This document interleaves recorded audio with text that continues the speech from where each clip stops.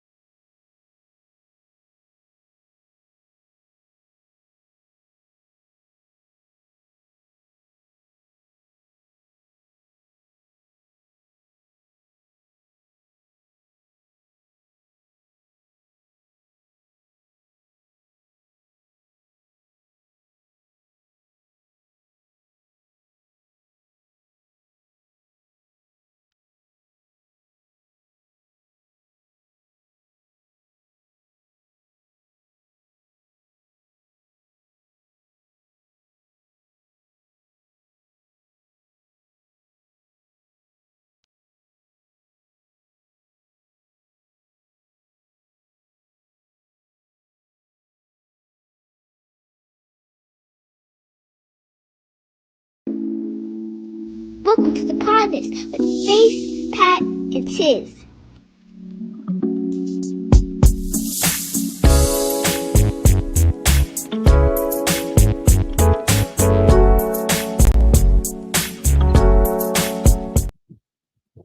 What's up, guys? Welcome to the Podnas. This is a show with three friends separated by distance, connected by brotherhood, having weekly conversations that you can join in on. As always, I am 1/3 of the Podnas. It's your boy Tiz, and I'm along with.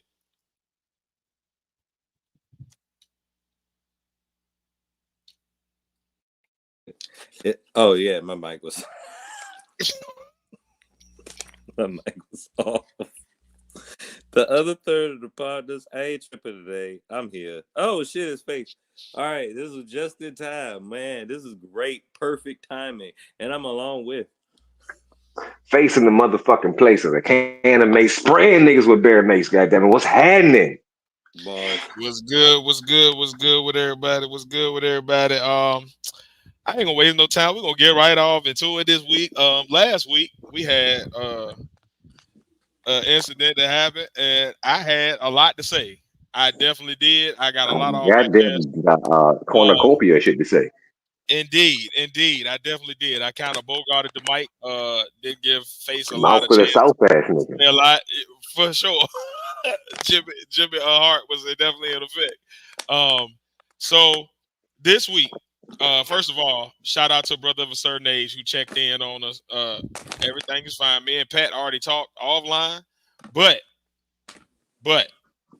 it's only fair that I had such a large public platform to unleash and get everything off my chest and say whatever I needed to say, that I also allow that platform to, first of all, Pattawon, whom I was talking to and about, and then second of all, Face. Last week, obviously me and Pat talked after the show, but that was, without giving him a fair chance to hear everything, actually watch the whole show, et cetera, et cetera. So without further ado, I'm going to give the platform over to Pattawon. I just ask that he says that he's complete when he's done, because right after him, Face then also has the floor, because I did kind of bogart a lot of his time last week as well. So before we actually start this week's show, we will address last week's show, and I will give that floor over. So at this time, I'm going on mute. I was totally in the wrong.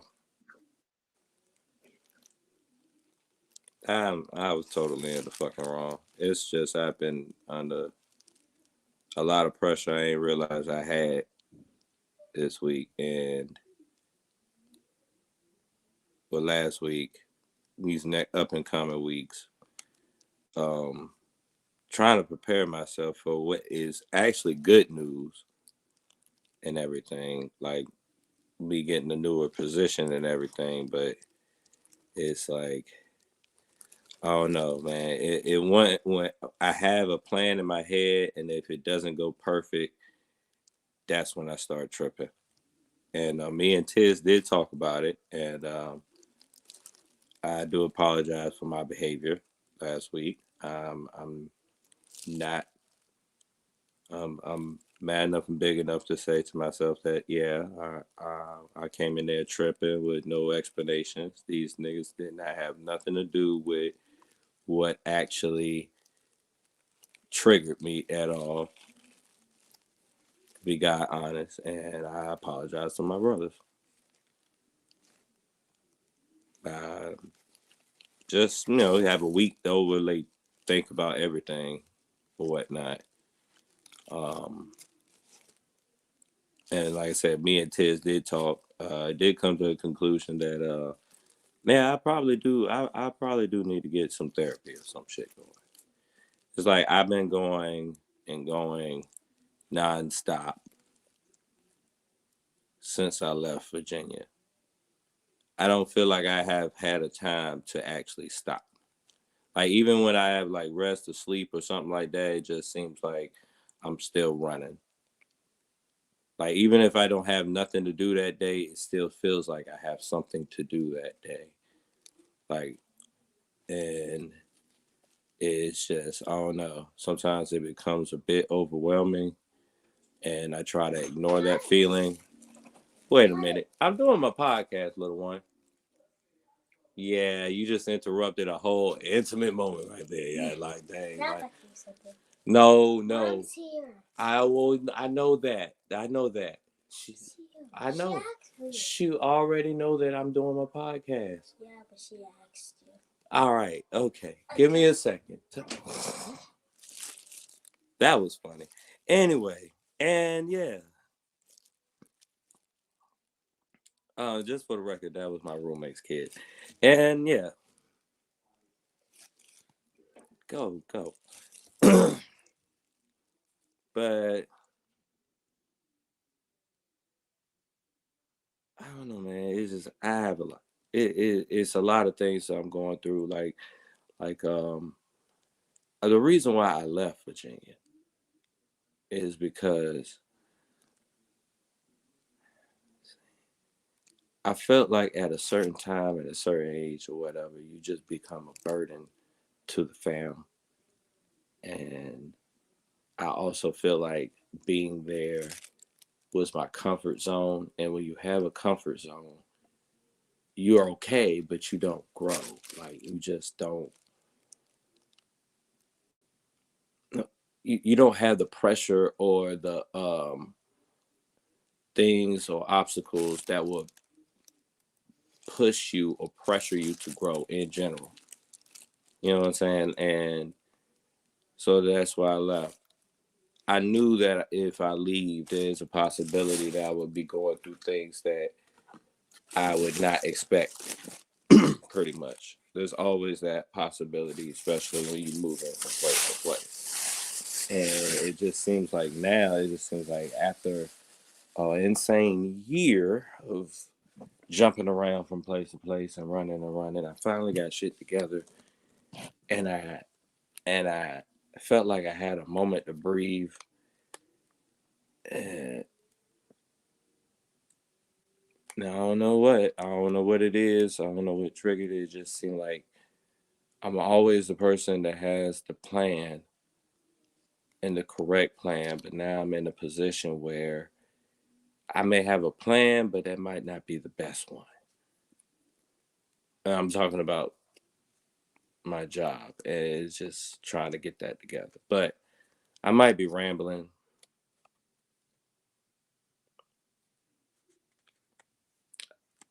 I don't know. I'm just trying to vent my feelings out. But yeah, and then I mean, it's definitely I have family members, friends, the my brothers themselves be like, why don't you actually go back? But it's like it's something about going somewhere you're not used to and being able to get yourself situated. I don't know. It's something about that challenge that I feel like I'm supposed to do. Like every person in my family, either whether they joined, like every male in my family went somewhere else, made theyself a man, and then came back. You know what I'm saying? Like I don't know if it's tradition. Like my father, my real father, my stepdad, uncles, they all went into the military, but they told me not to go into the military, pretty much. So it's that, and then it's just that I want to be able to be my own self. I feel like when I'm in Virginia, I'm my mother's son. Anywhere else, I'm an adult. But it's just like in Virginia, it just seems like I'm not fully myself because there's somewhere somebody looking like ain't that whatchamacallit son. You know what I'm saying? Like here I can go ahead and make my mistakes with no prying eyes. I can be myself with no microscope. I don't have to be the most perfect person in the world that dot their I, dot their T's, cross their I's. I fucked that all up. I really did. I knew I was fucking it up as I was saying it. That was the thing. It's cross T's, dot I's. I have a T in my name. Do I have no eyes? I don't have no eyes. I definitely have a T. I have a T in my hand. Look at this T. I still said that shit wrong. Um, but yeah, that should show exactly where my head is at as far as me running all over the place. And then it's like to explain myself sometimes. Sometimes like when we in top doing topics and things like that, I have so many things running in my head at one time trying to figure out exactly what's the right way of starting it off, saying it in a way that it makes sense or whatever. It's just like so many. It's like it's a bunch of people in my head just saying, "No, say this. Don't forget to say this. Don't forget to say this. Say this. Say this. Say this." Or whatever. And it's like what Tiz said before when we were talking. It's like it's not until he say, "Just go ahead and say it," that I just get it together, pretty much. Um, but I had a moment. I apologize for that. I apologize if I fucked up the whole vibe of the show. I was actually intending, well, like once I got my shit together, to hop right back in, but at the time, I like once I realized what the fuck I was doing, I was like, I don't even want to go in and just fuck up the vibe of the show. But whatever, like it was just. Mm-mm.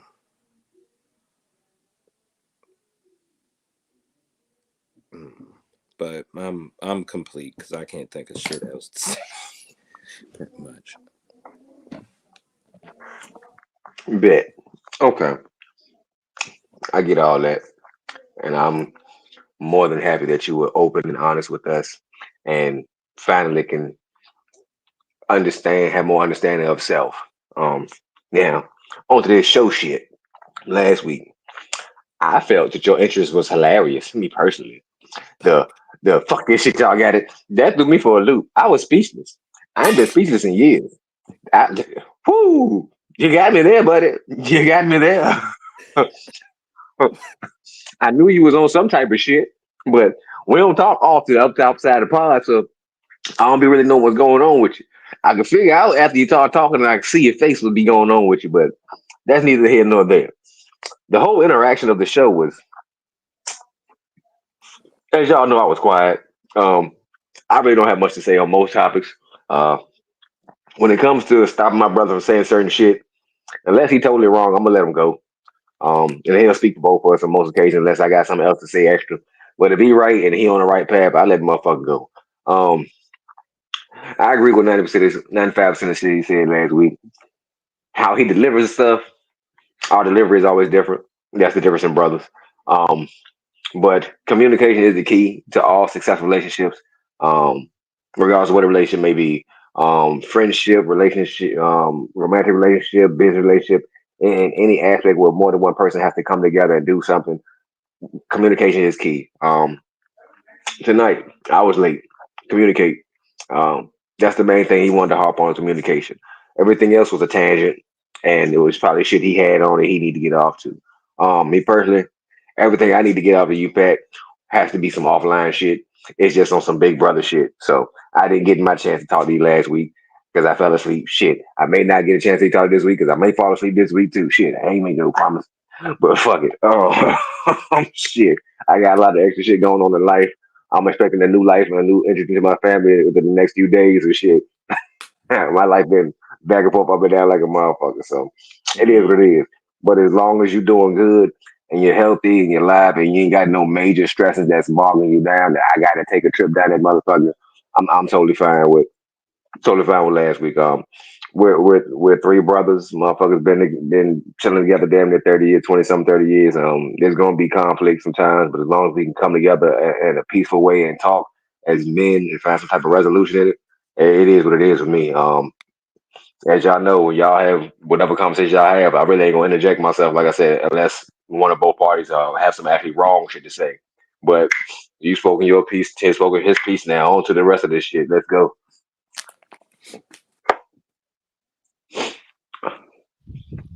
I'm gonna assume that means he's complete. So I'm gonna ended with saying these last 3 to 4 sentences. I don't know exactly how many sentences they are because I ain't count them, but I'm gonna just say these last 3 to 4, and then I'm done. First of all, therapy's dope. Proud of you. Love it. You know, we talked offline already, so I just love that idea. I push everybody out there in the world to do it. Like if you have stuff that like you haven't processed or that you're trying to process right now, but it's just like you just don't have the tools to properly do it in the best way for you that's going to actually like allow you to be happy, go to therapy. Sometimes it could just be just to get those tools. Like I recommend it for couples, I recommend it for singles, I recommend it for people just like if you are a person that is struggling with processing, because a lot of times it's not that we don't like we can't deal with shit, it's just we really don't have the tools to know what is the proper way to do it so that I deal with the least amount of stress. So sometimes it's just about finding them tools and putting them in our kit and doing it. So therapy is dope. Good job. Second sentence. When you're doing the show, don't stress yourself about how to say it when you get on the show. Before the show, look at the docket and then type it out like you type it in a text. I notice when you in a text, you clear as fuck, no miscommunication. I understand what you're saying. You're making sense for the most part. Like so, like type your answer out there and then just read it when you get on the on thing, or at least like have like bullet points so like you know, all right, this is the place I want to start at. This is where I want to end at, and just do it like that, like you would a rap. Like give yourself an outline type shit. So you got like a framework to know. All right, these are my 16 bars. This is my first line. This is my end line. I'll fill in the middle, but at least if you get yourself started, a lot of times you'll go. But it's a lot of times it's the start. So get yourself started with a little text, and then lastly, we'll talk offline so that Face can get his actual conversation with you because I do realize that we was starting a conversation last week, but then Face went to sleep and then he kind of just disappeared, and then me and you talked for hours, but he was I don't know. So yeah. So we moving on, and then my topic for the week.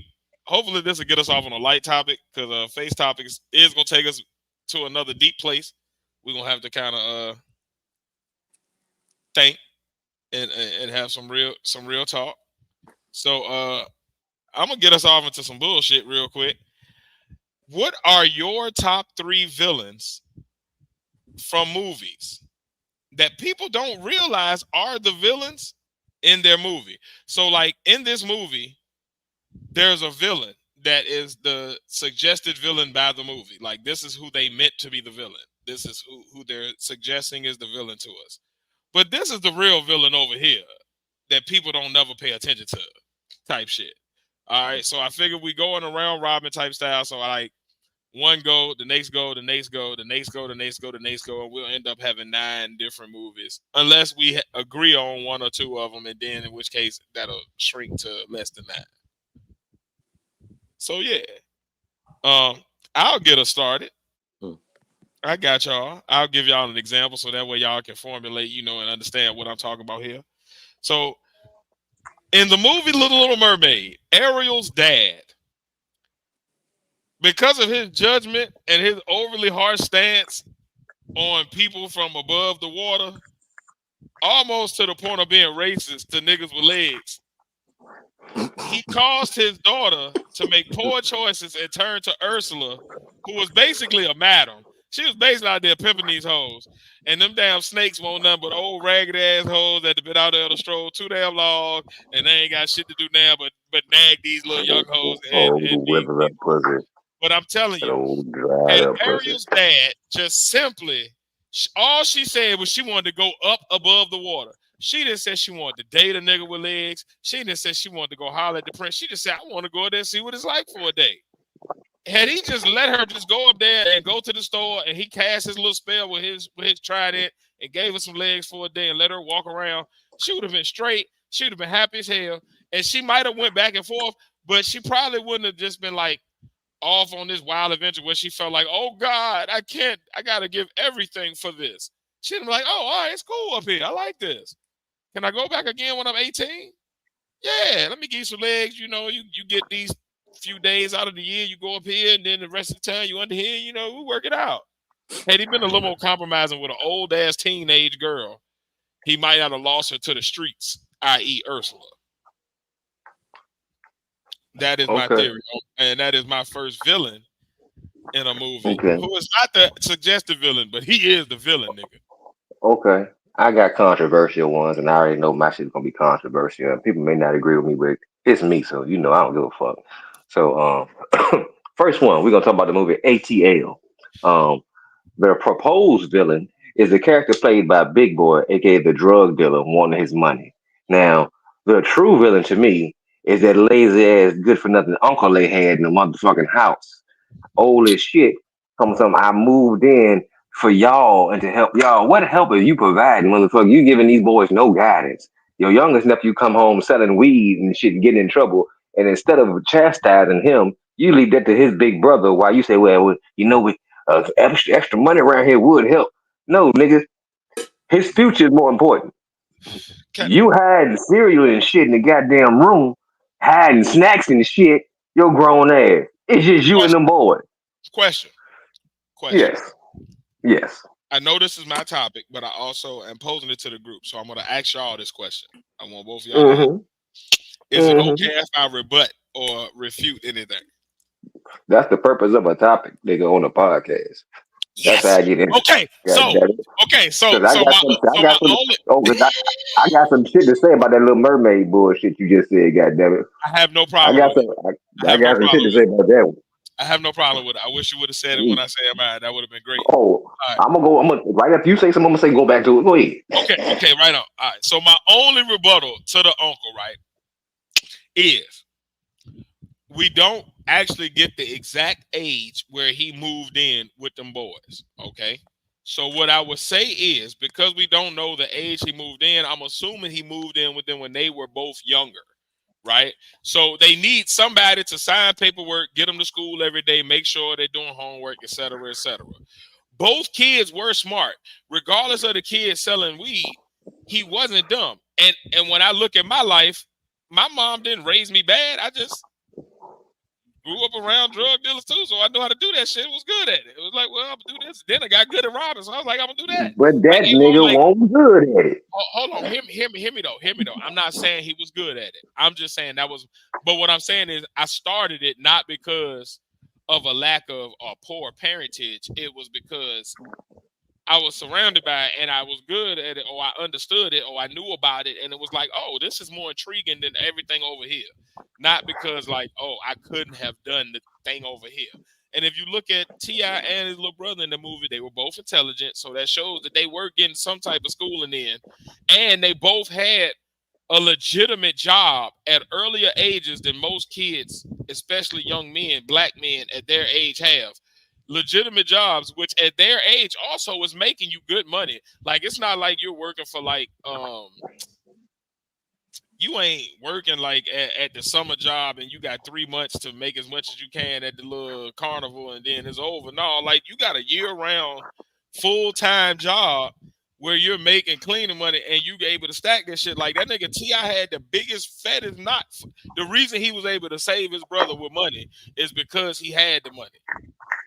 Like you don't get that just from doing nothing. And yeah, you gonna lose a couple of niggas. But I think the uncle did an all right job. And he was teaching responsibility. Like, look, yeah, you want to eat up all my shit, but this is what's for the house. If you eat up all your shit, don't come into my shit and then be trying to get extras. No, you ain't No, ration that right. nigga kept the You good want to do shit. That that? nigga kept the good shit in his goddamn room. He gave them all the generic shit. Hear what I'm saying though. But hear what I'm saying though.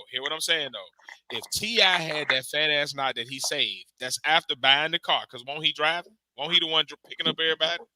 Mm-hmm. Okay, stop there. Hold on. Follow me.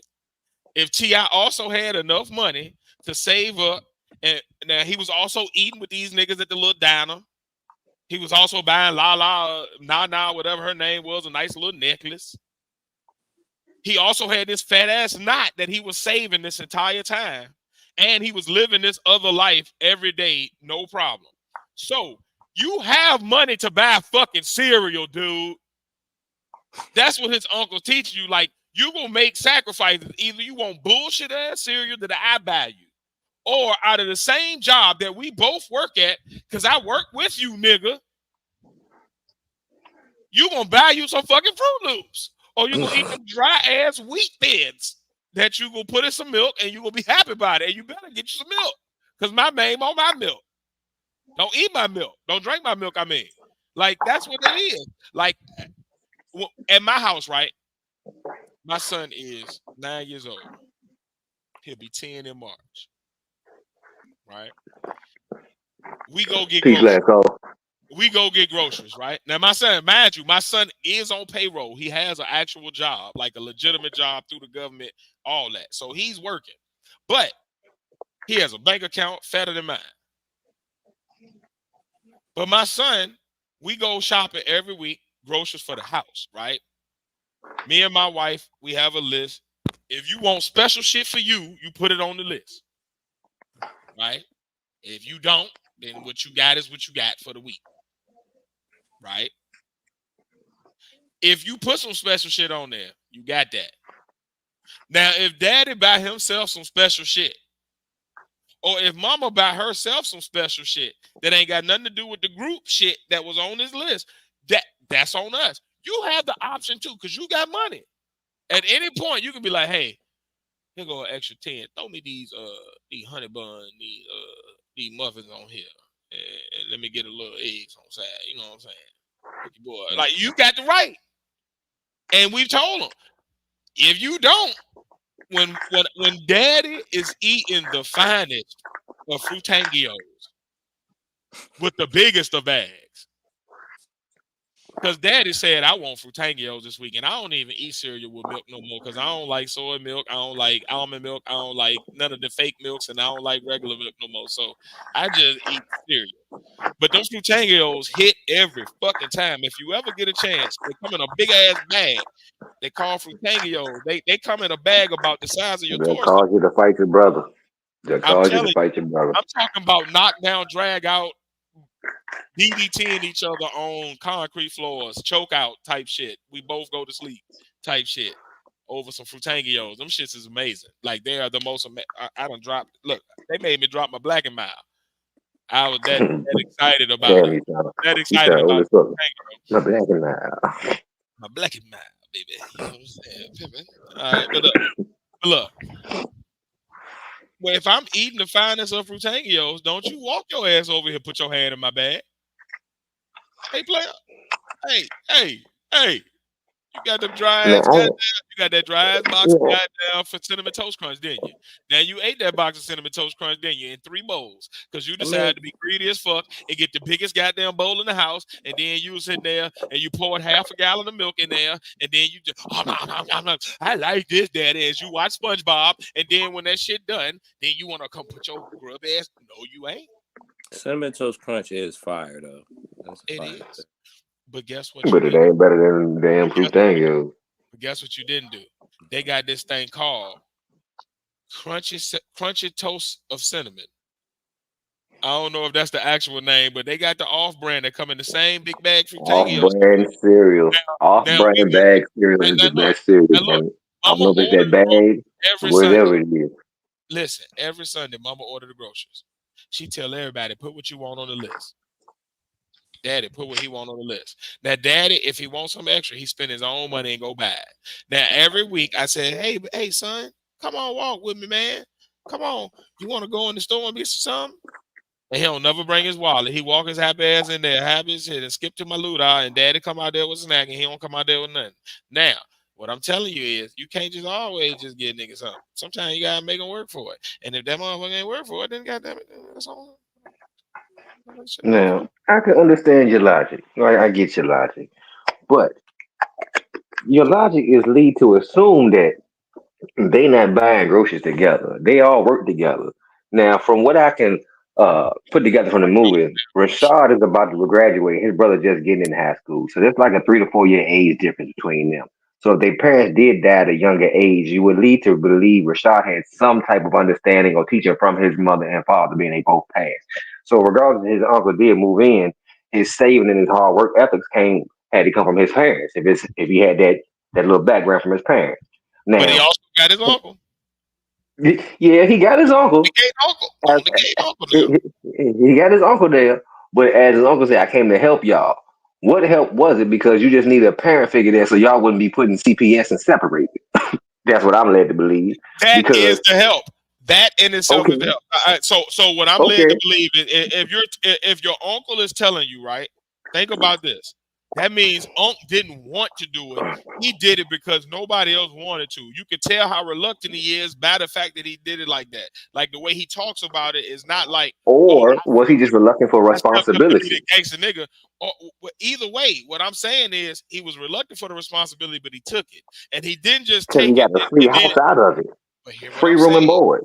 Hear what I'm saying. He got free room and board, right? But also, what else do you get?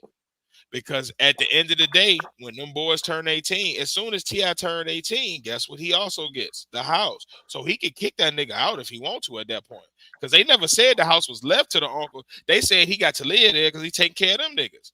But what you also started at was the fact that he jumped in and he provided an adult figure in a situation where there was no adult figure from the family that was going to keep them boys together.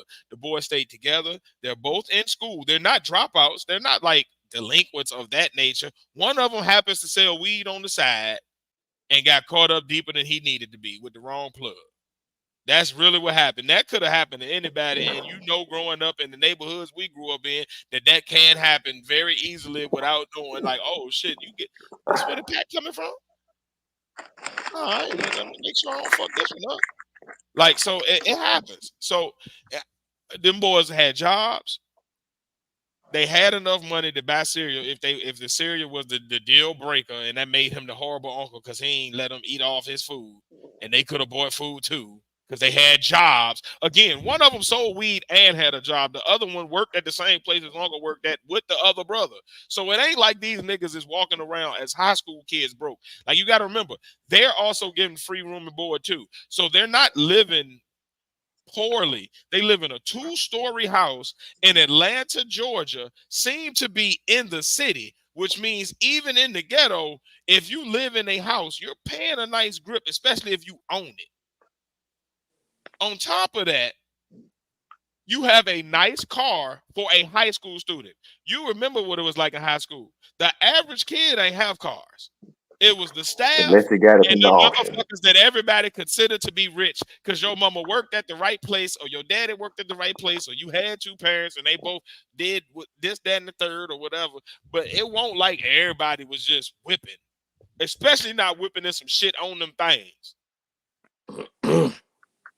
And able to go out to eat, hang out. You at every party. You paying to go into the pool. Like you got to remember, we in Atlanta. I'm gonna tell you, the pool in Atlanta ain't just free if you just walking into a public pool. You gonna pay 5, 10, 15, whatever it was back then. You gonna pay it, and he paying it like it ain't nothing. He going to the skating ring on a regular. I know Nah, niggas fuck that all skate that. down here. I know niggas that skate down here. That is not a cheap sport because even though they do that shit on the regular and they got their own pair of skates, you're replacing wheels, you're replacing bolts, you're replacing this, that, and the third. You got like 3, 4 pair of skates depending on where you at. All kinds of shit with these niggas. I know how these niggas roll. You got outfits to match your crew. You got to keep buying embroidered shit and coats and jackets and shit. So you got No, the type of shit you be into. no, not me, but I know niggas down here because I live down here right by Atlanta. So I know the No, niggas that nigga, I be said that it sounds like the type of shit you'd be into. it would be. But I ain't got that kind of money. Mhm. I ain't about to spend that kind of money every week to go get You said I ain't about to spend that shit. I ain't about to spend for a new outfit every week to match 4 other niggas. I wish I might. The first week is because we in some type of rap group or something. We got to do it for the. After that, man, look, what the fuck is we keep dressing like? Hey, man, look, I'm gonna wear this shit out my closet. If that shit don't match what y'all got, y'all better have some all black. Everybody got all black. We wear all black. Get that shit out. Black tee, black jeans, nigga. We ain't about to keep doing this shit every week. Nigga ain't got that kind of bread. And they better be letting us in for free after a while. Because if we paying every week like them teenagers be doing, I ain't got that kind of money to pay every week. Think about it. Again, we're talking about a 16, 17-year-old and a 14, 15-year-old in high school driving, selling weed with jobs And all they're paying for literally is food, clothes, and fun. They don't have to pay rent. They own the house. Unc paying the taxes. You know Unc ain't making them. He paying the taxes. And that's all they got to really pay for that house is property taxes. So you got to talk about it. Come on, man. Unc ain't do that bad, did it? Unc really the villain. He worse than the nigga. He worse than the nigga that wanted to kill him. That's That crazy. nigga was that's That's just all crazy. business, nigga. That's crazy. You got into a business deal, then hold up your end of the business deal. You agreed upon the business, upon all the circumstances on business. That was the very first thing we took a common understanding about. So how am I wrong for holding up Respect. my end of this business deal? I'm not gonna say you wrong. I'm I'm not just wrong. gonna He's ask not you this wrong. personally. I'm just gonna ask you this personally. You gonna enter into a shady business deal with a kid, knowing what the kid gonna do? You gonna do that? Because if you're gonna defend it, then I'm Well, assuming that matches I'm your not value stance. in my time in that field. I was That's what not you that do. caliber person. My Okay, caliber was so much that's higher what the than fuck that. I'm saying. So I can't help What if he we dumb. talking about then, man? You gotta say that nigga wrong, then, man. He dirty. Dumb don't make you a villain. He just dumb. He dumb shit. He just looking for anybody to sell the shit. But the young man had an understanding of what was given and offered. They both agreed to the business deal. Regardless, if I you got little guarantee. girls selling if you Hey, got look. little girls selling Girl Scout cookies and they stealing the money, and you still gonna come for that damn they still coming for that damn money once they realize they stole that goddamn Girl Scout cookie money. They be like, well, they Hey, just look. girls. Hey, They look. still You want know they got what? their money. You know what? You know what? You got it, bro. He the villain for you. I ain't about to argue no more. You got it. You win. He the damn good. Now, You win. Pat, this little because this little mermaid shit. Pat ain't get his first one off either though. So you got the Little Mermaid. I ain't gonna argue the Little Mermaid. I stand on where I stand on the Little Mermaid villain, and then I'm gonna let you still That get your shit, nigga is not the daddy. shit off. Um, Go ahead. What you say about the Little Mermaid? Go ahead. No, I want him to get it off so he No, can okay. get go out ahead, of. Pat. Go ahead, Pat. You No, we gonna sure? keep it moving on. Go ahead, Pat. Get Go that ahead, shit out Pat. your system, nigga. Go ahead. Go ahead. All right. The real villain of Black Panther is T'Chaka, Black Panther's father. Well, Yeah, T'Challa's 100, father. 100, 100, 100. I agree with that. I agree with that. Yep. Go ahead. If it wasn't for him banishing his brother and shit, Killmonger would be growing up in Wakanda and would end up trying to goddamn get his revenge on Wakanda. So 100. yeah, Wakanda. I good don't time. argue that. That's a good one right there. I actually agree with that. I Like agree. it's I the can bitch. I can It's the concur. bitch made way he ran away and just left shit the way he did. Like he could at least cleaned it up or like gave that nigga a proper like like he I took could the have took boy with him at least. responsibility for me. Like hey man, shit went wild and I had to do what I had to do. But like don't just leave it all open and then you did it and then you left the son just out there just like come on man, you ain't gotta do it like that. So I agree with that one. Um, well my Now second one. I'll Oh go ahead. now I'll double down before we go. I'll double down with you on that, Pat. But I'll also add whoever the little side, whoever the what's the name, Forrest Whitaker, whoever he played, he was also just up there as a villain because he knew the whole time what was up. If he was Oh set out there with T'Chaka's brother, he knew about the Okay, son. okay. So I give you that by proxy. The original Black Panther may have not known about the son, but I guarantee that motherfucker did. And Yeah, regardless of the killing, sure, that makes T'Chaka a damn villain. But yeah, it brings Forrest Whitaker character along because you allowed the son to be left behind. You knew wholeheartedly that he had a child. You knew wholeheartedly about that whole man's life if you were sitting there undercover the spy, so you was with him the whole time. So yeah. you He the left, next oldest nigga you in the left land. Yeah, you feel me? You left a Wakanda native out there to fend for himself, so he's just as much of a villain up there too. So that one got two villains. I'll roll with that. I ain't mad at that one. mhm. For my second one, I had in the movie Friday.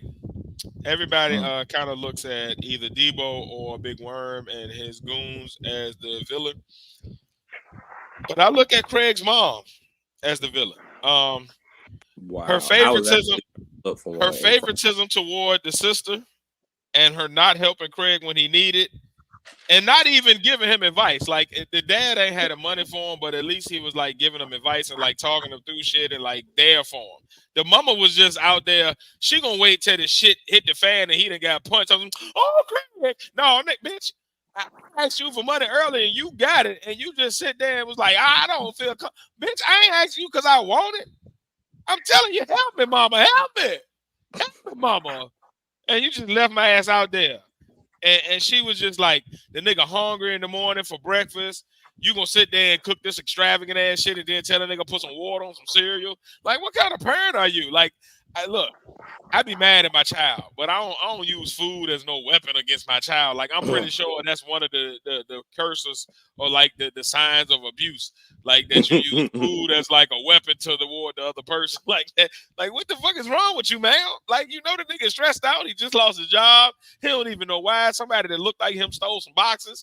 And he don't get what the went on. He don't know he Zelda went in there and stole some boxes with a plaid shirt on. He don't know. Now he got to sit there and explain this shit. He's sitting there trying to find another job, but now he done got high. His homeboy done wrapped him up into some shit. He ain't asked to be part of this damn nigga's fucked up ass drug dealing schemes. That's smoking shit. This nigga just woke up and started lifting weights, and here come all the bullshit. This nigga woke up and tried to be healthy. He tried to eat a good meal, but couldn't get that because his mama fucked him on that. He went outside, lifted some weights. His boy got him, caught him into some shit. He came back to his mama and said, Mama, please, mama, can you hold me down on some change? Hey, look, smoking and got me into some stuff. I just need this. I'm going to get it back to you. I'll figure it out, mama. Come on, please, mama. You just go.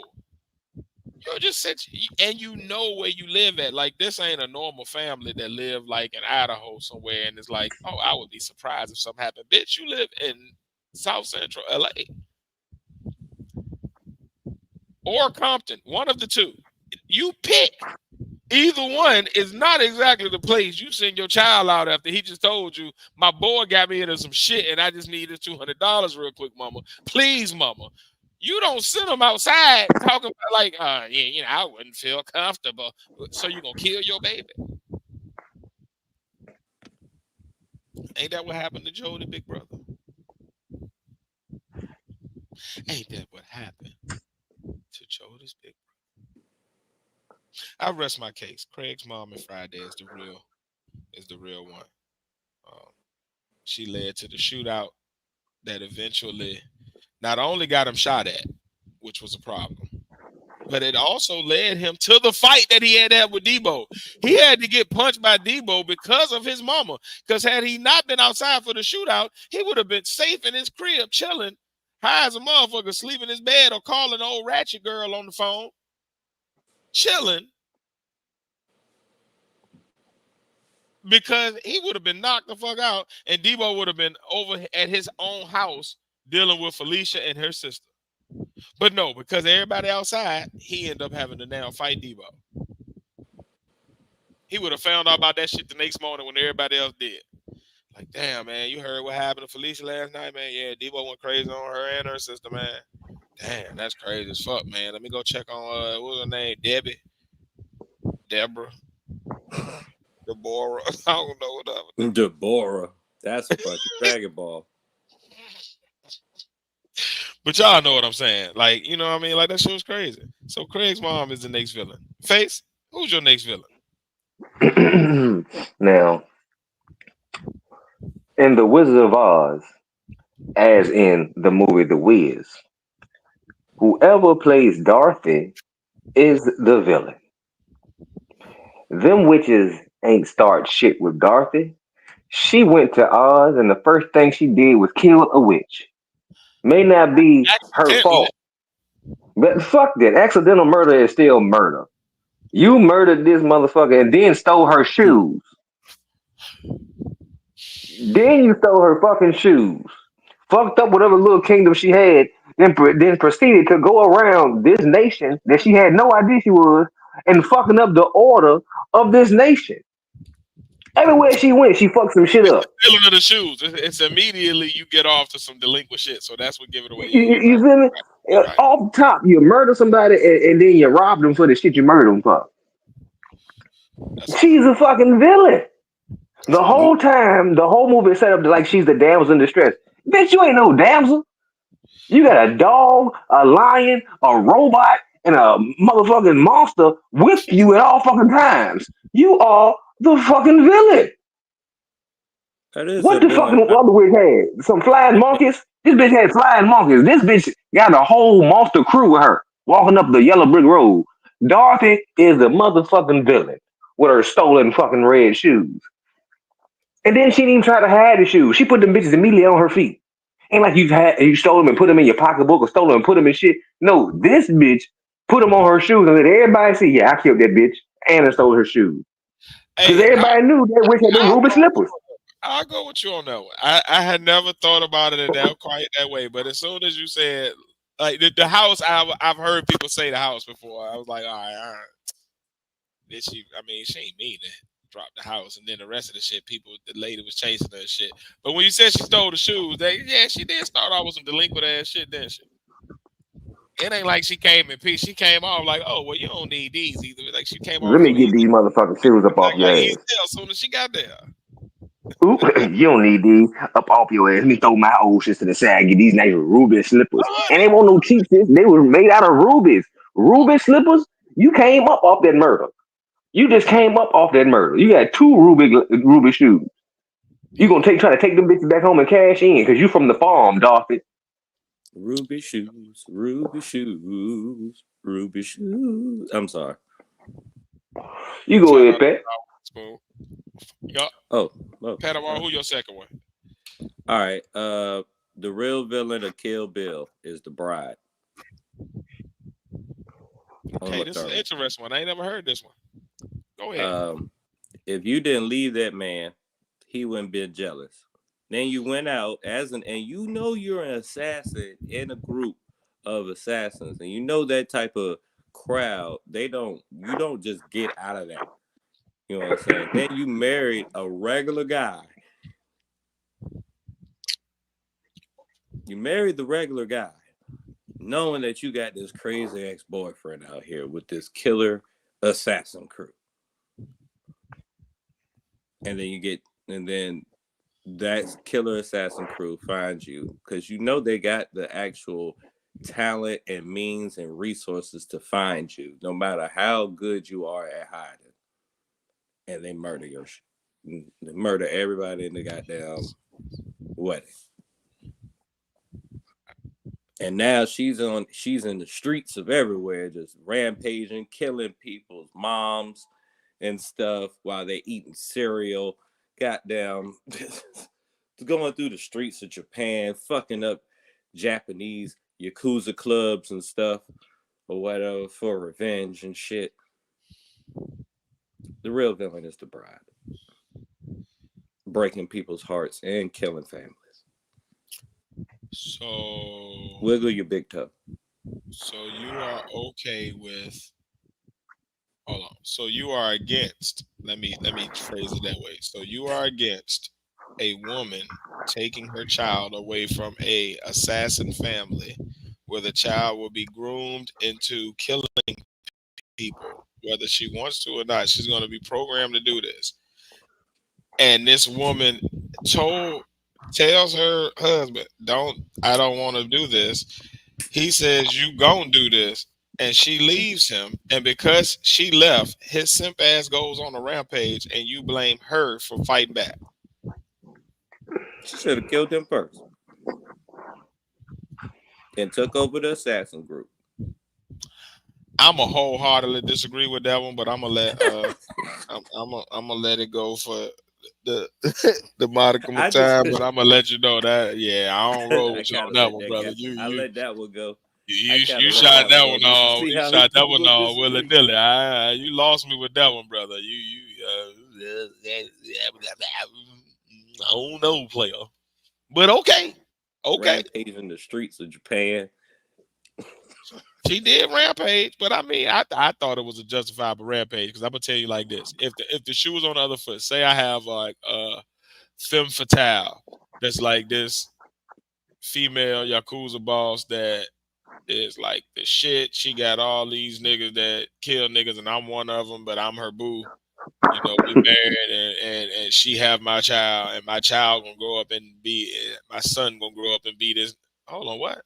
No, we don't want to do that. Oh, there's no option. Well, I'm gonna leave. I don't want to be here no more.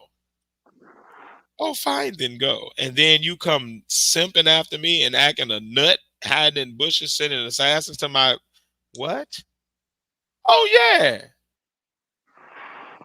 Like I want you to remember, they killed her. This wasn't a woman coming back rampaging after like you beat me. Oh no, this was worse than Miss Sophia. This ain't Harpo beat me. No, you killed me, nigga. Oh nigga, you killed me. Like put me in the grave, buried me, dead, knew I was gone, and moved on with life. I mean, what was the lady name? Vernita? Vivica Fox character? Vernita Green or something? This bitch is cooking breakfast and waiting for the baby to get off the bus like, shit, it's sweet. You killed me. Oh, no. Oh, no. Oh, no, no, no.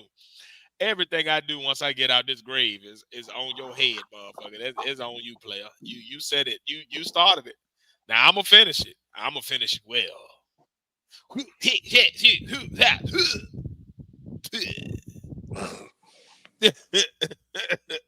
Got your ass. Yeah, I give it to her. But okay, you got it. You got it. If you feel she's a villain, I'll roll with it for the interest of time. I'm gonna go ahead and do my third one, then I'm gonna let you and Face do y'all third one and let y'all rock out, and then we're gonna go into Face topics. So my third one and my final one. I feel this is my best one because I don't think most people see it coming at all, and I've not seen this on any message boards or any like random YouTube videos. Like this is one that I really feel like is a good solid one, and it is Rocky in Rocky. He basically assaults Adrian mentally and emotionally, manipulates her into being with him, and then subjects her to emotional trauma of watching him getting beat senseless repeatedly while chasing his dream of being an old ass champion. Then he continues this until she wastes away and dies, having never fulfilled any of her own wants or desires past having his child. And he ends up an old ass nigga who repeats the cycle and imparts this same implement into fucking Creed, son. Like you do it too, nigga. Nigga. I can agree Boy, with that. and he got the nerve to, at the end of getting his ass whipped and tying. No, he just didn't get knocked out.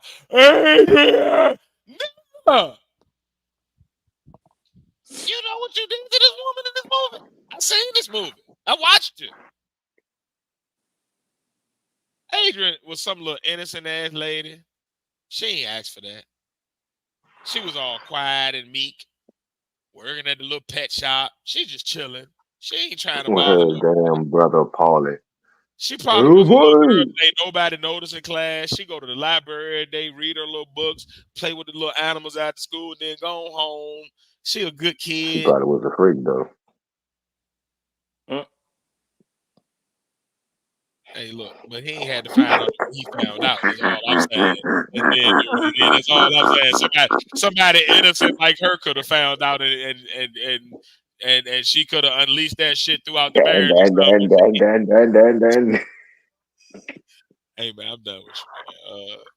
Y'all go ahead with y'all. Y'all go ahead with y'all third, man. That's man. All right. Man. All right, now. God damn, man, you be doing some Now wild shit. this. I'm mad I ain't breaking the sound. See, I ain't breaking the soundboard this week because I'm trying to be all serious and shit.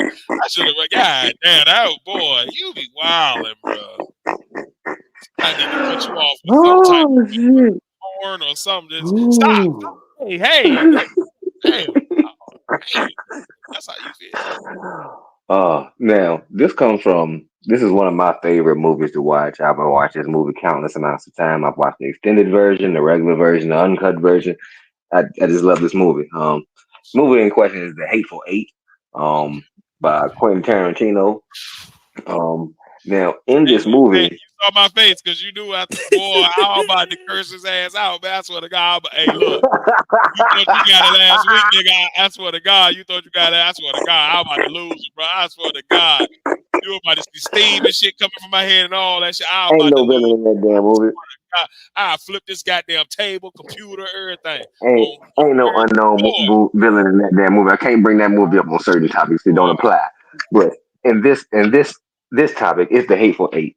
As I was saying, in movies where you have multiple villains, it's a multitude of different villains in this movie. Yes, yeah. Um, so the bad guy to me wouldn't be a person; it would be the weather itself. The blizzard itself is the catalyst for all the bullshit. I did The not say that, blizzard bro. was the reason. The Hold on one blizzard is second. the Y'all reason. keep Go going. ahead, I'm about to go get me some spaghetti. I'll be right back. do your thing, spaghetti man. The blizzard Spaghetti. is the reason everything is set into motion. If it was no blizzard, the group that was trying to rescue Domergu from the hangman would have never thought to go to the little place, the little barn. I forgot what the lady name was who owned it. Mm. They would never thought to go there because they already knew about the impending blizzard. They knew that the hangman would have to come and stop there. The only thing they didn't know was the extra guys he was going to bring with him or end up having with him. But regardless, if it was no blizzard, they wouldn't have planned on trying to ambush him at that place, and it wouldn't have worked. If it was no blizzard, the innocent people in that place would not have died. If it was no blizzard, the hangman and the guys that was with him, one would have never got poisoned because they would have never been drinking that hot ass coffee if it was no blizzard to try to warm itself up from being outside in the blizzard numerous times. If it was no blizzard, there was possible escape routes for them to get away once the shooting and everything started. But they could not because due to the blizzard, they had to nail the door shut, which was broken, and the wind from the blizzard kept blowing the door open. So in the Hateful Eight, no person, not one person is the true villain. The true villain, excuse me, is that damn blizzard. Yeah, you can't fight Mother Nature, goddamn. Hell no, the ultimate villain and hero. Shit, in some instances. I've been. I was trying to figure out what would be my last villain or whatever, but I was kind of wondering. I was thinking Buns and Belly is the real villain in Belly, Okay, but I almost feel I can like see that's that. obvious almost. And then I can see that. you can kind of say that the Italians or whoever that's like giving him the missions and shit like that or whatever is the real villains, but it's really up to him to accept it. But really, Buns is probably the real villain in that movie. He's like the he's like the Tupac and Juice. Okay, I I don't agree totally. I'd say in that movie, without the media that we were seeing on the TV, he'd have Mm, never had the idea to go all in to the drug game. I think he'd mm, have still been in the little robbery shit, robbing clubs, doing little reckless bullshit in the game, and not step this stuff up if it wasn't for that MTV report about the new type of drug that was sweeping across the nation.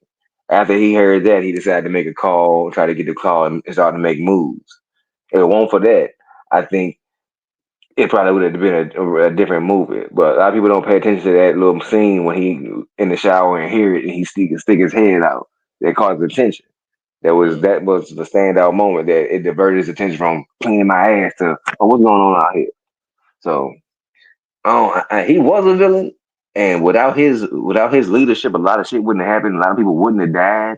Mm-hmm. A lot of people would have probably led. Probably still would have got killed further down the line, but at least they had a little bit of longer life if he wasn't involved. So I do see how he is a villain, but I think the main one would probably be the media in that one because they were like the real catalyst and set off for a lot of different True, bullshit that reverberated around.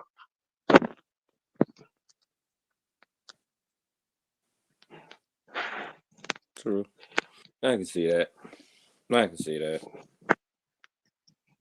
I kind of have this theory that every hero in these superhero movies is actually technically a villain, some type of way. Oh, Batman is a villain. Batman is a motherfucking villain. He only polices one certain neighborhood. You feel me? He Mm-hmm. never goes to the good neighborhoods. He's only beating up on low level motherfuckers who just trying to get money for their family and shit like that. His only arch rival is the Joker and shit like that. These big these motherfucking outlandish people. But his everyday collars is motherfucking regular criminals. He don't never go out there embezzlers and shit like that who's stealing a whole bunch of money. He is always a certain type of crime he looking for. If you a real superhero, get all the goddamn crime. Be a real Like crime stopper. there was like one story where he was going after like the embezzlers, but it was so like it was so tied to even his family or whatever. He had to like play it weird because they controlled everything. Like I think Gotham City is really the villain of fucking Batman on the low. I Like can see that. I can see yeah, that. I think the city itself is the government's corrupt. Is like the company's corrupt. Like everything's fucking corrupt. You know what I'm saying? Or whatever. I can Like see that. I kind of feel like in all the Spider-Man movies, well, not all the Hmm. Spider-Man movies, but I kind of feel like majority of the Spider-Man movies, he's his own villain. Like he's always doing some shit. Like the last one with Doctor Strange or whatever. Most of that Hmm. shit was fault. God dang, doing the spell. He talking while the motherfucker doing the spell. He's telling the motherfucker Doctor Strange is telling him to shut the fuck up. He's still fucking the shit up. Next thing you know, everybody in the world in different worlds is jumping out of nowhere. Pretty much. But and I'm my own villain.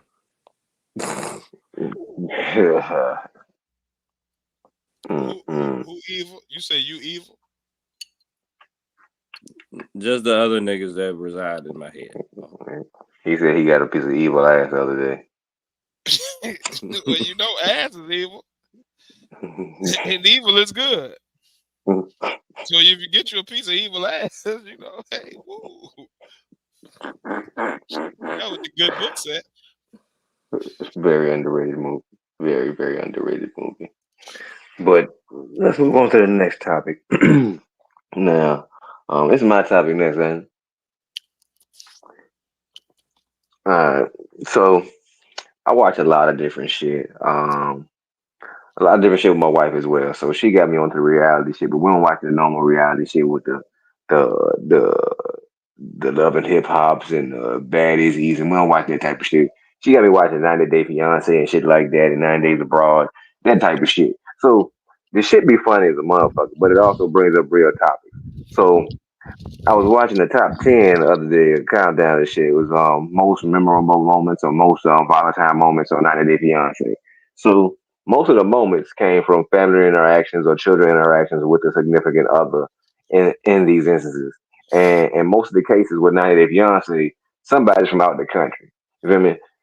And it's either the American family meeting the foreigner, to quote unquote foreigner, or vice versa, the American going across seas to meet that family. So from what I see, it can go either one way or one or the other way. You feel me? They either gonna get along or not gonna get along. Culture differences gonna make an issue or not. So it leads me to my first question. I mean, my first little topic in my series of topics. Um, should the feelings of one's children and family matter when it comes to their significant other and their feelings about their significant other. Hmm. Yes. Um, I think the strain it'll put on the relationship or the family, either way, would just cause way too much stress if you don't deal with it. Um, and if you act like it's not gonna affect your feelings, like if your family don't like your significant other, if you're say you're a single man, you got a kid, you got kids, you meet a woman, or you a single man, you meet a woman, and y'all getting together, and the family don't like them, whoever don't like them, if y'all get to the point where y'all get married and y'all ain't dealt with that, Get worse. it will get worse. And now you're stuck with that person for however long. If you have kids with them now for at least 18 years, if not longer, you got two families tied together that got nothing but beef. And you got to deal with all of the nagging stresses, arguments, whatever other altercations come from that because you allowed it to get to that point because you didn't deal with it. So to me, yeah, hell yeah. Um, I think it shouldn't, because if you're choosing to be with somebody, your family shouldn't matter that much to you, but it will. Like it shouldn't. But if you act naive as to like, oh, that ain't gonna do nothing, it definitely won't. You know, you're being stupid. And then if you got kids, especially, that's gonna matter because you're basically introducing an adult and a parental figure into their life, whether you want to call it that or not. Well, no matter what you call that person, Mm-hmm. that's now your significant other. Them kids is gonna deal with them on the level of this is an important adult in my parents' life, so they are on the same level as a parent because they live with me and they keep buying me stuff and they doing stuff for me. So I, even if they not my mom or dad, and I don't look at them like that, I look at them as something. And I'm going to eventually build some type of a bond or relationship with them. And if I don't like them, now you're basically making my growing up and developmental years traumatic as hell because of your want to be with somebody. So you gotta really think about that shit as a parent.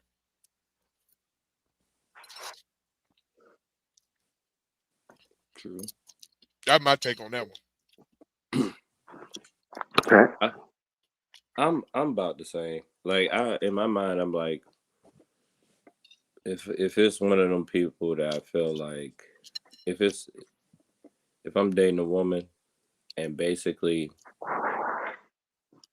the first thing I'm thinking is, can I bring her around mom?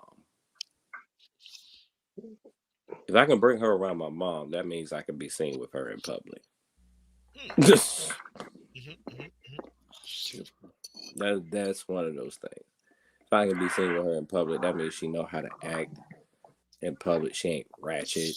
She know how to carry herself as a lady and stuff like that. It's a lot of things that kind of go along with it. It's like a checklist.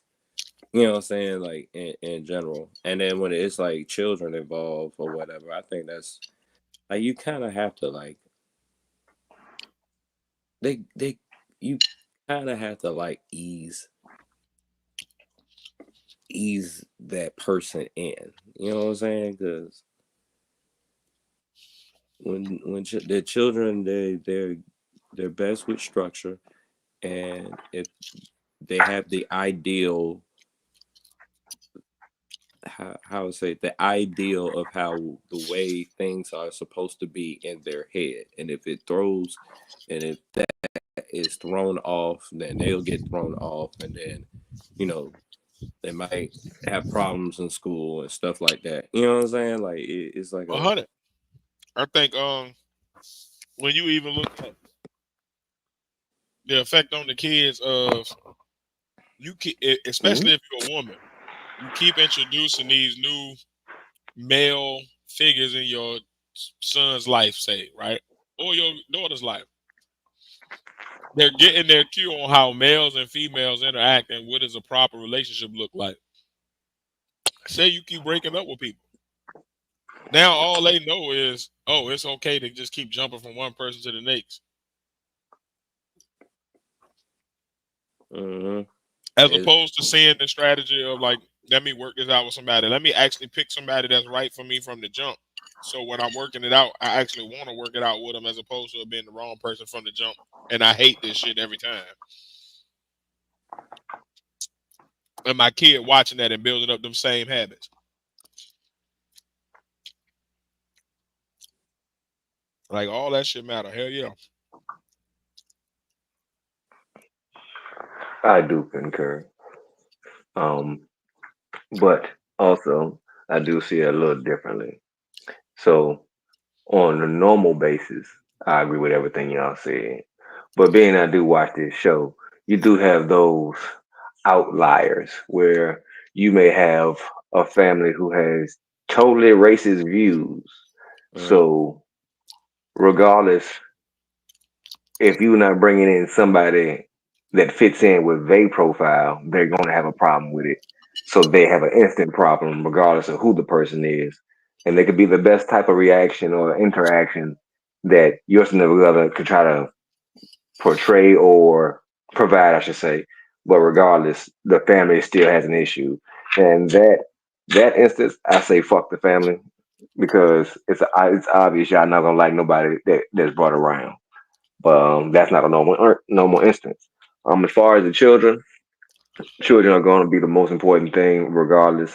If they're your kids in a situation, they should be held to a certain level.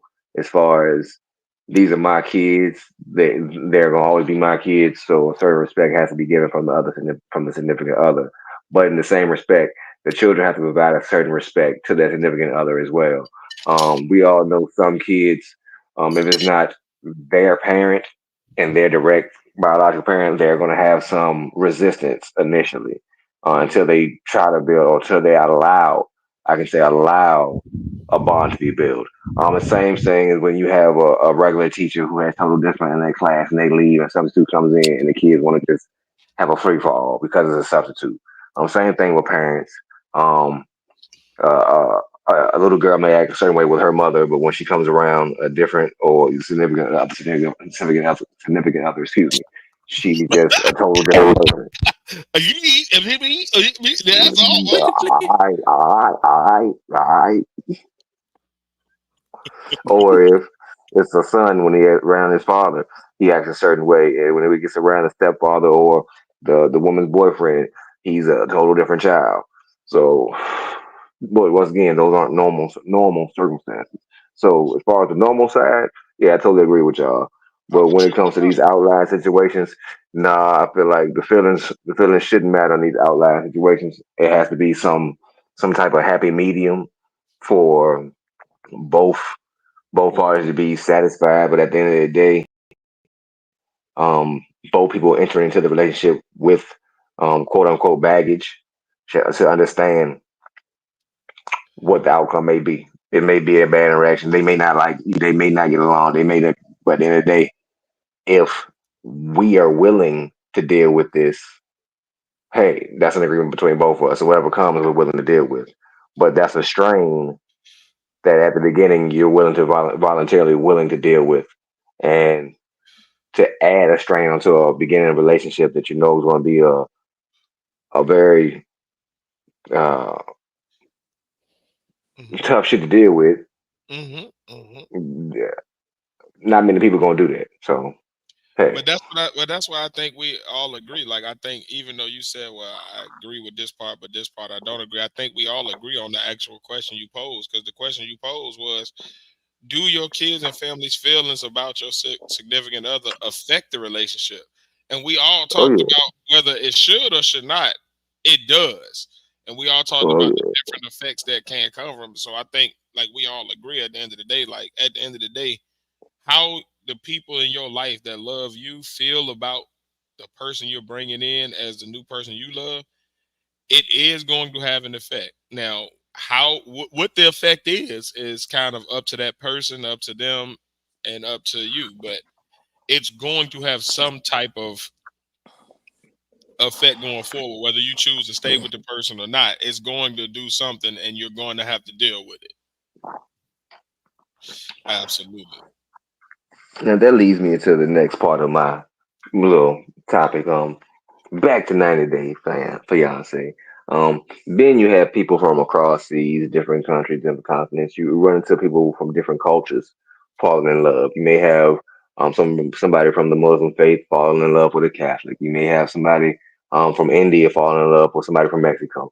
And you find they find love across cultures. Right. Now that regardless of family, that brings in a multitude of differences between the two people. Now, falling in love is one thing, but once you move in and start to get to know each other, that's something totally different. You find out different aspects, different beliefs, and different cultural what's the word I'm looking for?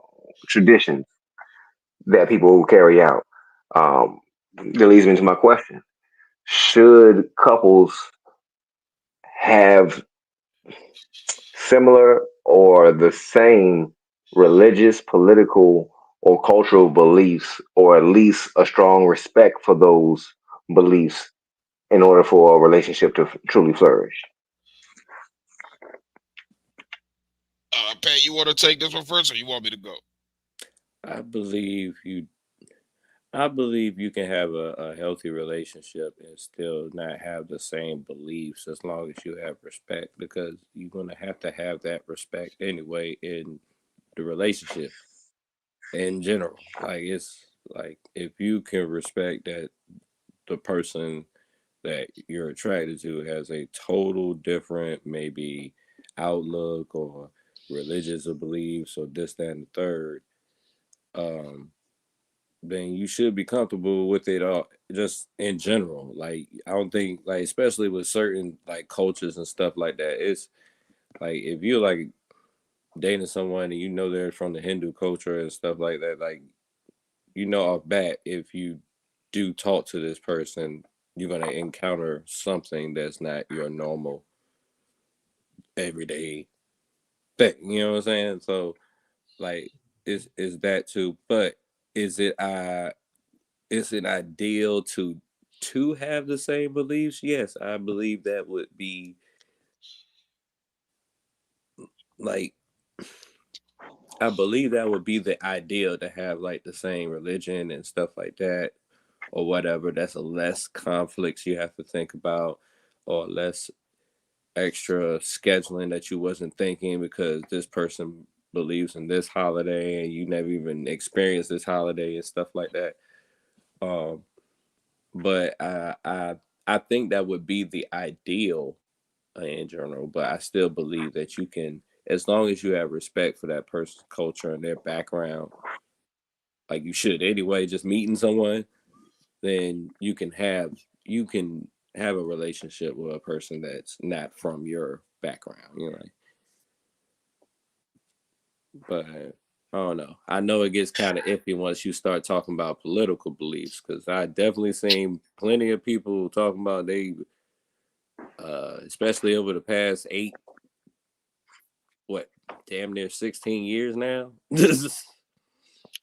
I I would say Breakup. this, man. Um, I think so. I got a two-part answer. So I think the fact that you put it into like politics or the religious or cultural aspect, I think those are two different realms.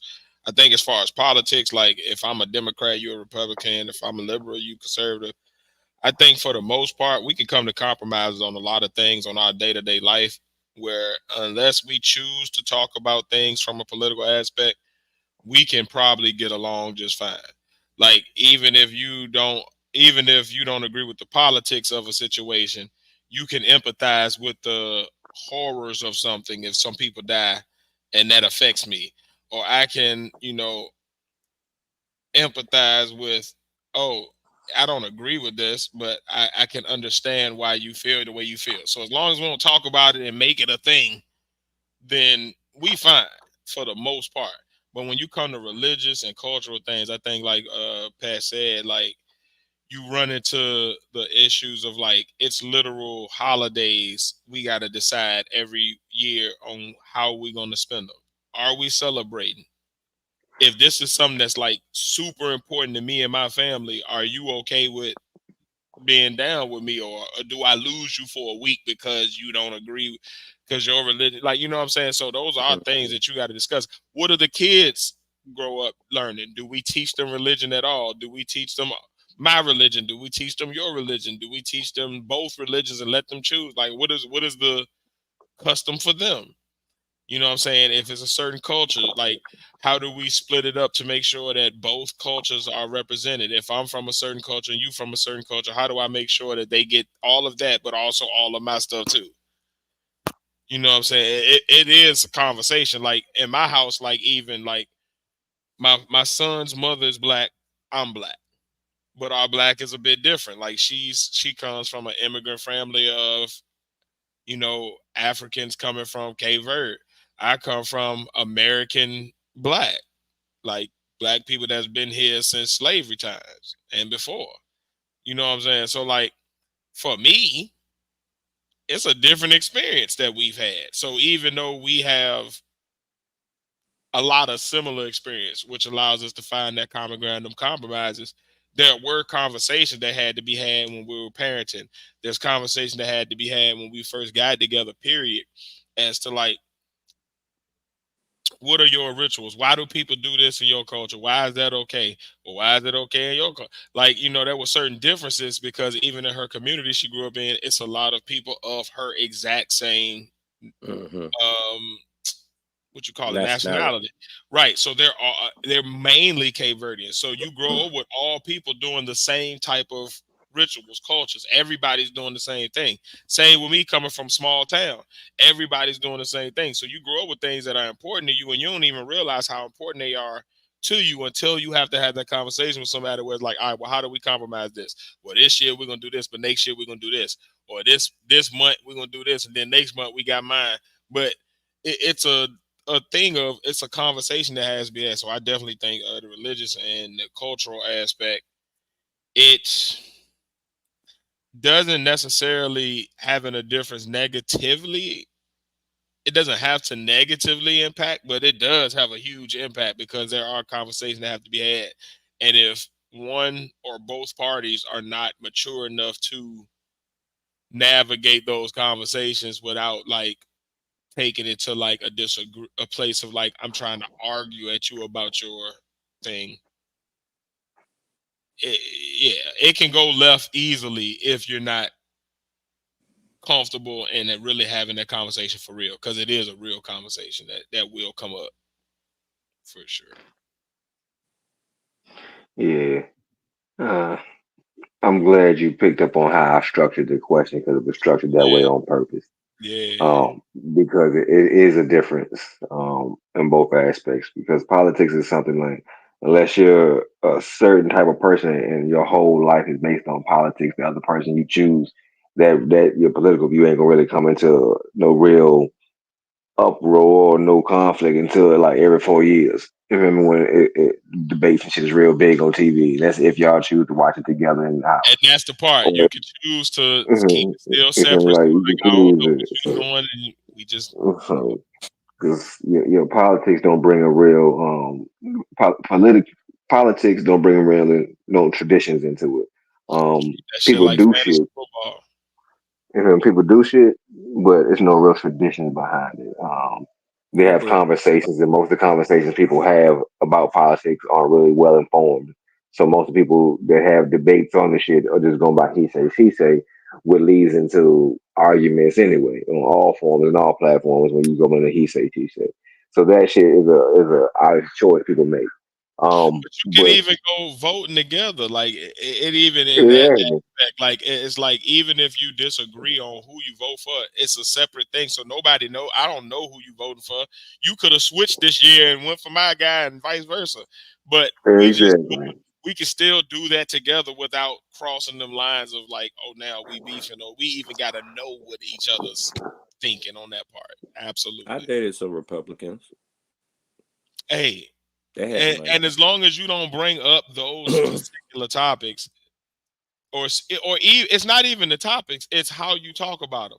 Like, because you Hmm. can both Hmm. talk about like a disaster over on the West Coast and just talk about the disaster part, not who caused it, or what party did this, or what, what policies led to it. Like, you could just talk about the fact that, damn, it's sad, I hope them people get their house back. Damn, that's crazy. Mm-hmm.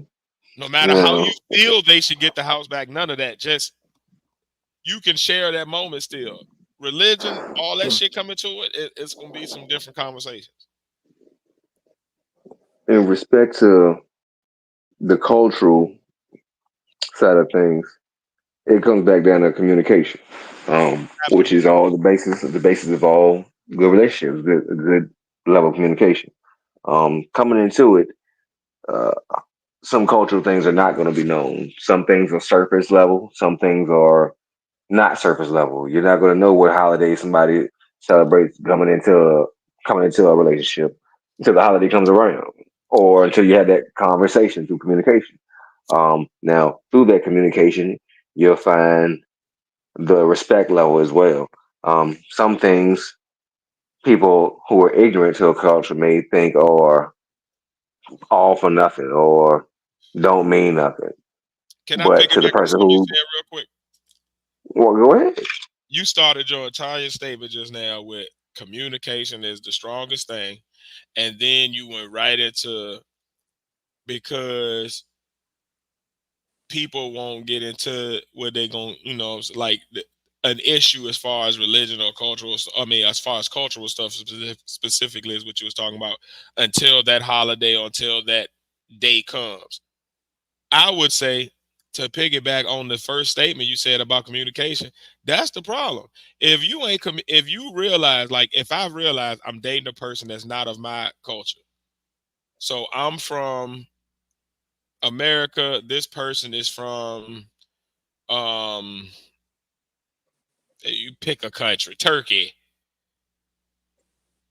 I'm if you're naive enough to be like, oh, this is gonna be normal every day. Like you gotta talk off jump. I'm asking hella questions like, so what kind of food you eat? Okay, so what religion are you? Oh, okay. So what do y'all do on this day? Do y'all believe in this? Oh, so before we get to that day, if you ain't had that many conversations throughout all y'all dates and y'all hanging out at the crib and you going back and forth to these places and getting to know each other, if you ain't asked them something wrong with your communication from jump that you've let it get to birthday, holiday number one, and you still ain't asked these questions to know like kind of how they operate on these days. But that falls back to also That's some people crazy. That's crazy. are not novice, but some people are ignorant to some questions that should be asked. You have some people in America that think that every country celebrates Thanksgiving. Nah, motherfucker, that's a here thing. Everybody don't celebrate that shit everywhere because that's based on a certain group of events that happen here. That didn't happen everywhere else. Whatever happened there, they call it whatever they call it. But Now, uh also I want to touch on what just Greg said. He said it comes down to the individual relationship and sometimes opposites attract and it takes two strong individuals to find common ground. I think that goes back to what Face is saying about the communication. Like, yeah, you can beat these things, right? But it's going to take two people really having effective communication, healthy communication, compromising, agreeing to disagree on certain aspects of things, allowing one person to get a push here because they know they're gonna get a pull here. You know what I'm saying? Pause. Like you gotta kind of work with the other person. Like push and so pull. yeah, it does take two strong people. Exactly. That's exactly right. Like and I do think I'm gonna tell you when you say it takes opposites to attract this that go that back in my therapist, right? So I go to couples therapy as well as like, individual therapy, right? And one of the first things he said was like a lot of people think you're supposed to get somebody that's just like you, but that would be like crazy because yes, you get a yes man, but you also lose a lot of the things that push and pull you to grow. Like it's like you lose that whetstone that sharpens you. You know what I'm saying? As opposed to you getting somebody that compliments you. So they're going to be opposite to you in certain areas. So that means they're going to challenge you to actually like, is this a real belief? Is this something that I need to hold on to? Is this something I can grow from? Or is this something, no, I need to keep this? This is that important. They're going to push you in them areas. They're going to also like challenge you to like get outside of certain thoughts. So like you might be stuck in this way of thinking. They gonna add that one little spark or that say that sentence or give you that piece that you wouldn't have thought of because it's you. But because they think the complete opposite, they gonna hit you with that sentence that now, oh damn, that was the exact idea. That's what I was trying to put together to make this idea work. Now your business go, now your job go better, now your life go better, whatever. You make a better decision than you was because you get that piece. So I think there's a lot to be said to like you don't have to share the same views. You just have to share the same view on communication. Like you have to both agree to like, I'm going to be okay with hearing things that I don't agree with. That doesn't mean I don't agree with you as a person. I don't agree with your view, or I don't agree with this circumstance, or I don't agree with this issue. And then we're going to discuss this issue together, not each other together. And I think as long as you can keep it out of that realm of arguing with each other, like it's a personal attack past, like, no, this is just a fact that leads to this statement, that leads to this issue, and this is how we need to deal with this. If you could try to work on this from a systematic place, even if you got to take like a day to like, hey, let's not talk about this today. We'll come back to it tomorrow. Think on it, write it down, go to therapy, go work out, go do yoga, go do whatever it is that's your thing, go whatever. And then come back to it together when y'all able to just talk it out. But I do think it does take strong ass communication for them type of situations because it's crazy work. He said, I asked those questions and my woman comes from California. Exactly. But that's a totally different culture. Because, like, I come from Virginia. If you acting crazy as fuck, we can call you a weirdo and that don't make people want to shoot you. But you call a motherfucker from Cali a weirdo and it's up. Yeah, that shit's like Like calling they pussy. punching, kicking, shooting, doing something to you right then. Like you better be prepared to defend It yourself. means something totally different. Yeah, it's a whole different way of thinking out there. So like you really do have to understand cultures, and it goes from town to town sometimes. Because even in Virginia, if you are in the part of Virginia Pat from, if you move to 804, you're going to need a different lingo. You're going to need to understand a different kind of swag, a different way of going about things. There's going to be a different pace. And then if you go from the 804 and you move to the 703, there's going to be a whole different lingo and a swag and a way of doing things and a high, like it's going to be a completely different thing. And then if you go all the way over to the 434 or the 54, one of them country areas, it's going to be a completely different thing there. And you're going to have to learn it. And that's in one state. So I think we often as people though kind of look at people like you supposed to feel like me about things as opposed to looking like you can feel differently. We just gotta come to a compromise on the execution of things. Like Willing to be willing how to do I get understand what each I other. need and you get what you need on some level to where we can both feel comfortable enough to proceed. And that's it. Because if you in public, you ain't gonna always get what you want. And that's a whole bunch of cultures at one time that you're gonna be dealing with. And you still gonna have to, all right, well, what's the agreements that we can come up with that allow us to execute on a healthy level and get what we need to get done for this public thing, whether that's riding the bus together or whether that's accomplishing a goal at work together or whether that's having a family reunion together or whether that's Thanksgiving or whatever it is. You know what I mean? So come on with the next one, Face. You cooking with these goddamn topics tonight, boy.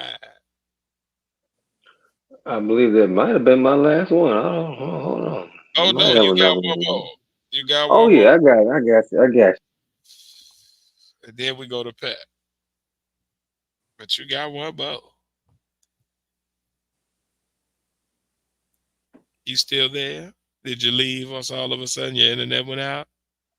you. No, I'm still here. Still here. I was talking, you Oh, just didn't hear me. okay. Go So ahead. once again, this next little last series of the three questions comes from the damn show again. Once again, been watching the show with her, so this is where my topics came from this week. You got to spark her interest, so decided to bring it to Hey the crew man, because I doubt everybody watches the damn show. hey, I Um, know how it be though when you be with the wifey and you know what I'm saying, she on them last throws and she can't do shit but watch and she start getting into random shit and guess what? hmm If you are a married man, you have all or if you just in a relationship, like if you got a boo, You done set up and had to watch some random shit that you like. Well, I would never watch this on my own, but you gotta watch it because damn it, they watching it, and you Then ain't you getting get with into them that because shit. later on tonight I might want a canoodle. Yeah. Then You you know what eventually I'm get into saying? the So, goddamn show. You watch it enough. and I'm So hoping this show get you hot and bothered while we watch it. And I hope you see something you like, so we can go ahead and. this motherfucker. So as motherfuckers interact on these shows, they once again meet the family, meet different people in the family. They interact in public with each other. They interact in private with each other, and you see these people in all their different facets. But for the most part, you see a lot of them being themselves or being the same person throughout any interaction. My question is, how important, or is it even important at all, to remain your same self and be true to yourself in any interaction? And also, do you consider code switching as not being yourself? Hmm. All right, I think is first of all, I think in all situations it's important to be yourself. And by being yourself, I think what I'm talking about is like your personality in general and your value system in specific, right? Like who you are is really your collection of values and morals and what guides you. Even if you watch the movie Inside Out, it wasn't necessarily the different emotions that the little girl had that was making these things. It was her choices and her decisions and what guided her principles. Was it I'm a good person? Was it I'm selfish? Was it what was it that in that moment that was guiding you? And all of those things together make up who you are. So don't change that to be around anybody. I think that's first and foremost. But I do think that you can be yourself and still code switch. Because I think of code switching, I think that's more of the verbiage you're using. That's more of maybe the outfit you have to wear. That's more of maybe the yeah, that's really it. The activity you may have to become a part of. But if you have to become a golfer to get this business deal done, and you have to wear a golfing outfit and a little apple cap out there, like goddamn Jack Nicholas, you can still do that and speak with the King's English and still be yourself. You still gonna have the same sense of humor. The same shit gonna make you laugh. And if you're intelligent enough, you can change your wording and still say the exact same thing at all times and not change it a bit about who you are. If you're an assertive person, you can still be that and change your wording to fit what is considered corporate and still be just fine. You could be wearing a suit or you could be wearing jeans and still be fine.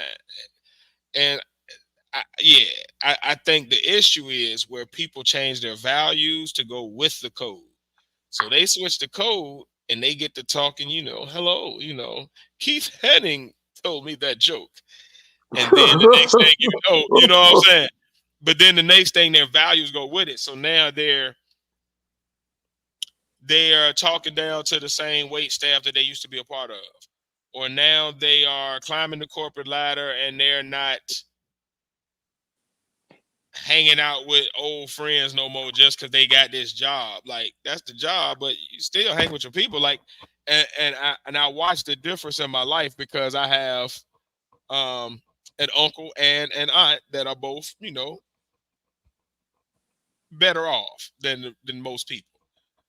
And I watch my aunt hang with the same people that she's hung with for 50 some 60 years. No matter whether she was still, you know, down where I'm at or whether she's up where she's been at for the past 30 years. It didn't never change. She still was whoever she was. So, and I watched my uncle do the opposite, kind of change more. And I've seen where it gets you. So I know for a fact that like you can switch code. Cause I watch my aunt all the time, switching to that corporate VP speak real quick when she handling a business deal. But then at the same time, come right back, talk to us, and she the same person. Like when she hang out with them people from this place, she's still the same, outgoing, bubbly, talking trash, having fun, cracking jokes, making everybody feel like they welcome, making sure everybody having a good time that she would be if she's just talking in niggerish around the house, chilling. Cause Nigga, these. me and my friend and the family over, and we over there just kicking it. Like it's the same person. So like I watch people all the time do that shit. My mom used to do that shit when she worked at the hospital. Shit, code switch in a minute, but she's still the same person. She's still gonna make sure everybody good and be nurturing and loving. And hey, baby, she might not call you baby in corporate speak. She might say, "Well, how you doing, Jim?" But it's gonna be that same energy she giving off because she the same. It's the same values leading it. People the same way. If you want to be, I think what the problem is again. My ending is just to reiterate: code switching don't mean changing you because you gotta be you in all situations. It's changing your verbiage and clothing and stuff like that. But if you're changing who you are because you're switching code, I think that's the bigger conversation. I think that's the problem that you see with a lot of people when we call them bougie or Uncle Toms and that type of thing. It comes from you change your values when you change your code.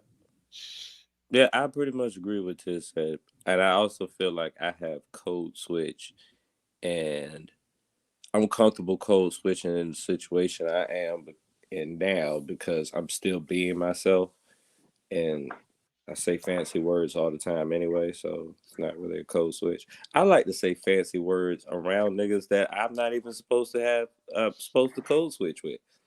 I like to say big ass words in the hood. That's me. It only helps. Somebody gonna learn something. That's it. Exactly. So yeah, That's but it. that tech support job I had, oh, that's the code switch I hated. That shit gave me anxiety.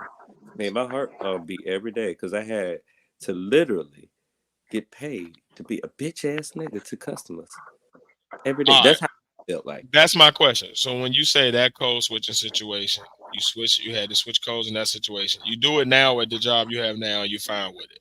You did it at the old job, you hated it. What at the old job made you hate that particular code switch? Like what was it about it specifically?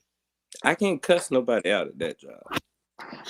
Okay. So you felt it changed something about your values and what you would accept or not accept in your everyday life.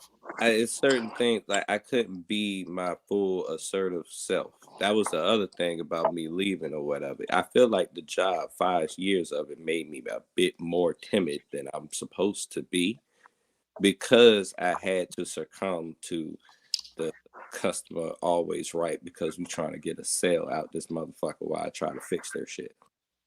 That's That's fair. probably fucked up as is. No, that's Like, fair. and especially, and then I'm doing this 10 hours a day back to back. There's no breathing room in between. As soon as the first, the one call is done, poof. Thank you for calling. My name is, Right. and how can I help today? So it's not like at a Well, regular job. hello. Thank you for calling such and such. How may I Like help in you the today? packages for like maybe 2 hours, then I go pee, or I take these few patients and then I go pee, or I do something and then I go take a little 5 2 minute Mm-mm. break and then it's like nope, Goof, goof, goof, lunch, goof. Yeah. I got you. Yeah, that's doing anything. I think that monotonously would have an effect on you, but I could definitely understand why that would be a little different when it makes you feel if it makes you feel like you're changing some about your morals in that moment to deal with it. Not necessarily. Well, I guess you could call it morals. It's like this certain amount of verbal abuse. I'm just not And that's myself. what I mean. If you think about like a normal job, right? You can tell somebody off in a nice and nasty way and still get away with it and still have your job tomorrow. Mm-hmm. In the job you talk about, I'm assuming that the reason you didn't say anything back, even in a nice and nasty way, is because that would have affected your job performance. Because specifically, your job is to just sit there and be nice to people on the phone. Like And if it how you wasn't talk to for people is a specific part of your job in that thing, as opposed to another job where your performance is your thing, and then how you talk to people is hopefully a positive byproduct, but it's not sarcasm, a make or but break. yeah, and Mhm. luckily sarcasm saved my life on that situation because There you Lord, go. There you go. especially through my grandmother and learning how she deal with certain people in business aspects, I have learned the sarcastic way of telling people, "Hey, you a dumb, you stupid as I'm gonna hell." ask. I'm gonna ask y'all a question on this, and I don't know if Face meant it like this, but I'm gonna put it like without this offending them. because he said work, personal time, meeting new people. Do y'all ever have to code switch with your significant other? What I mean by that is this: like, say, like, all right, so say we talk about like a lot of me, myself included. I'm not gonna talk about another woman the same way I would with y'all as I would with my wife. Like, if I see a woman on TV, if it's us three in a room looking at TV and a woman comes on and she looks very nice, we're gonna have a certain type of rapport and a parlay that is gonna be slightly different than what me and my wife may talk. Even if we both acknowledge that the woman looks good, there's going to be a different verbiage and a different tone given. Hmm. So I wanted to do like, do y'all have any examples of that type of code switching where you code switching not at work, but like in like either with your significant other or like with just your people and your like personally, not professionally. Yeah. I think with your significant other, yeah, you do code switch. How you on how you will react to certain things, especially if it's your wife. Um, a wife can do or say certain things that another person can't to you. Your reaction to an outside person saying certain things to you that your wife may say may lead to an ass whipping. But with your wife, it ain't gonna lead to an ass whipping. It may lead to an argument or Hmm. you being pissed the fuck off. But you're not gonna have the same exact reaction as a stranger doing the same thing to you. So with the significant other, yeah, I do see code switching. With friends, no, I feel like you shouldn't have to code switch with your friends at all. That's when you should be able to be the total as free as you possibly can be, because a friend or a true friend is supposed to be someone who knows you true and true and accepts you for that. So if you have to code switch with a friend, that ain't no need. But in a romantic relationship, there gonna be some times where somebody gonna say some smart ass shit, and you trying to be the bigger person, you ain't gonna react like you would with somebody who you just don't give a fuck about. So 100. yeah, yeah, I do see that. But to even well, I don't know whether this piggybacks off what you said, but I do feel like it kind of goes in hand what you were saying. To just Greg, like yes, that is common respect though. But it is code switching because you're not changing the content of what you're talking about. Like you might tell your wife, damn, that's a pretty lady right there. Your homeboy, you can be like, God damn, she fine. That's a big ass bitch right It's there. saying the same thing technically. How you're saying it is changing depending on your audience and how you want it to land. It's the same way you don't give a speech the same way you do if you about to play football, the same way you do if you're giving a commencement speech. Those are two different verbiages that you're gonna be using. Those are two different jargons. And when I'm talking about code switch again, it comes with the verbiage. So like even with even with friends and then people that you cool with, right? The way you speak to an associate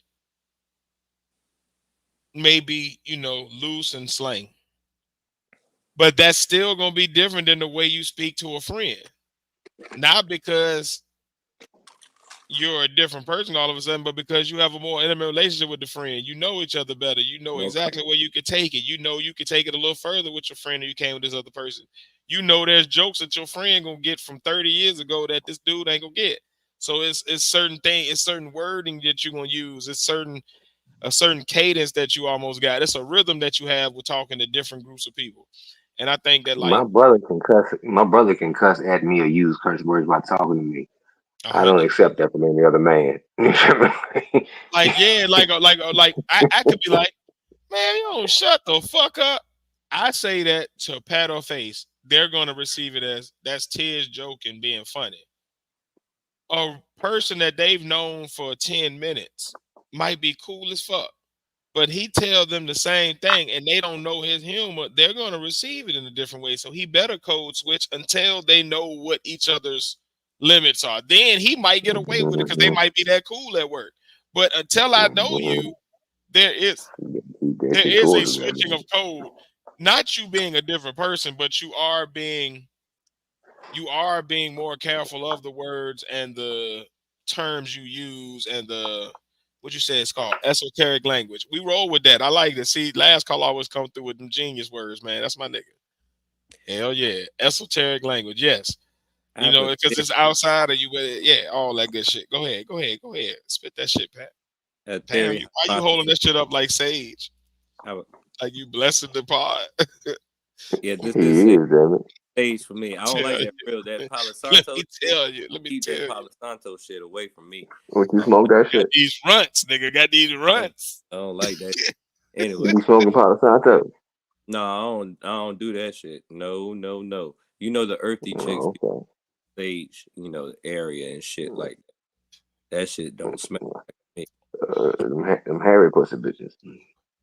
Not all of them are. Not all of them are. You know. I'm done. I'm done. But yeah, my theory. You This what I mean when I say that nigga be just out of pocket, yo. Like what the fuck, yo? Like, and he slide that shit in like part of normal conversation. Like that shit just everybody was taking it. No, we won't. Like what is that? Like that ain't. and I just go along Yeah, with it, them hair pussy bit. What, nigga? What you say? and I just go along with it every single time. Like Just throw that shit. Come on, player. it's normal face talk. You got to learn how to deflect the face And talk. then you got this nigga in the crowd hyping the shit up. See, that's the problem. We're a bunch of fucking intelligent degenerates, and this shit is horrible. We need to be stopped. I'm surprised YouTube ain't kicked us off yet, man. This shit is Oh shit. ridiculous, man. This don't make no sense. We Oh can't be shit. serious about shit. About shit. The grass is cut low. The grass is cut low this week. The Mexicans that came through. Oh Hey, shit. yo, They what fucking up is another wrong man with in us? my head. Biz a Oh problem. yeah, my theory. Oh. Before I forget, you can't really have language without code switching. My theory is that language is really made for code switching for different situations. Like in general, like we wouldn't have all these words that we have that describe the same fucking thing if it wasn't for like a reason on using it. You know what I'm saying? Like You know what pissed me off about language? The English one. old English. No, regular Right? English. It's the stupidest hodgepodge of everything and nothing at the Bologna. same time. Knife. And we got a bunch of words that don't make sense nowhere else in the world. They don't even have like cognates for the shit just because it ain't supposed to be a damn word that we done just threw in there. We gonna call it. Shut up. We You know, just is ignorant, man. I swear for God, yo. these Spanish, they It's got just words stupid shit. for like whole phrases that we have. Like they have words for like just a whole phrase of shit. Like y'all spend time saying all that shit and you could have just said this. Barara, Portable. minero. Sabido Higante. Flan. But Sabido Higante. Un All my delicioso. but Telemundo Un fans look, out there. flan. I have a theory that I do code switch, Biblioteca. but I'm still myself because I have to code switch when I'm around my mother compared to if I'm around my niggas. One, two, but I'm still the son that she remembers when I do that. You know what I mean? Do you has your mother seen the podcast yet? I don't know if she actually like watched it, but I know she knows Have of your it, and mother she watch the podcast one and day? she asked, and I think she asked certain things. She asked about it or whatever. Have her watch the podcast. I think it's important that at some point, I can't speak for women in their relationships with their mothers. It'd be complicated. Yeah, But I think as a boy with your mother, just like with your father, I think boys got to be able to talk to their parents about anything. now I think my And I think stepdad, I think he actually watches it. Now that shit's crazy. but I bet you have a different conversation, a different code with him than you have with your mother. Yeah, I ain't even. Exactly. I've heard how much more willing to go there with him you are than with your mother before. So I know that there's a different rapport and a different It was Christmas, right? comfortability with certain things there. It's Christmas, right? And it's certain movies you watch during Christmas with your family. You don't watch Bad Santa with your Yeah, you family. do. Yeah, you do. With your devout Christian mom. My poor mom, they had that one scene with it, talking about sex in a different way. My mom had to leave. I was I guess I you was so trying to mad. call my mama not a Christian because my mama just Christian to come sing in the choir, son, and all that. And damn it, my mama will watch that My movie with mom me just and laugh right along with it. she was just really shy about that type of stuff. Sure enough, would.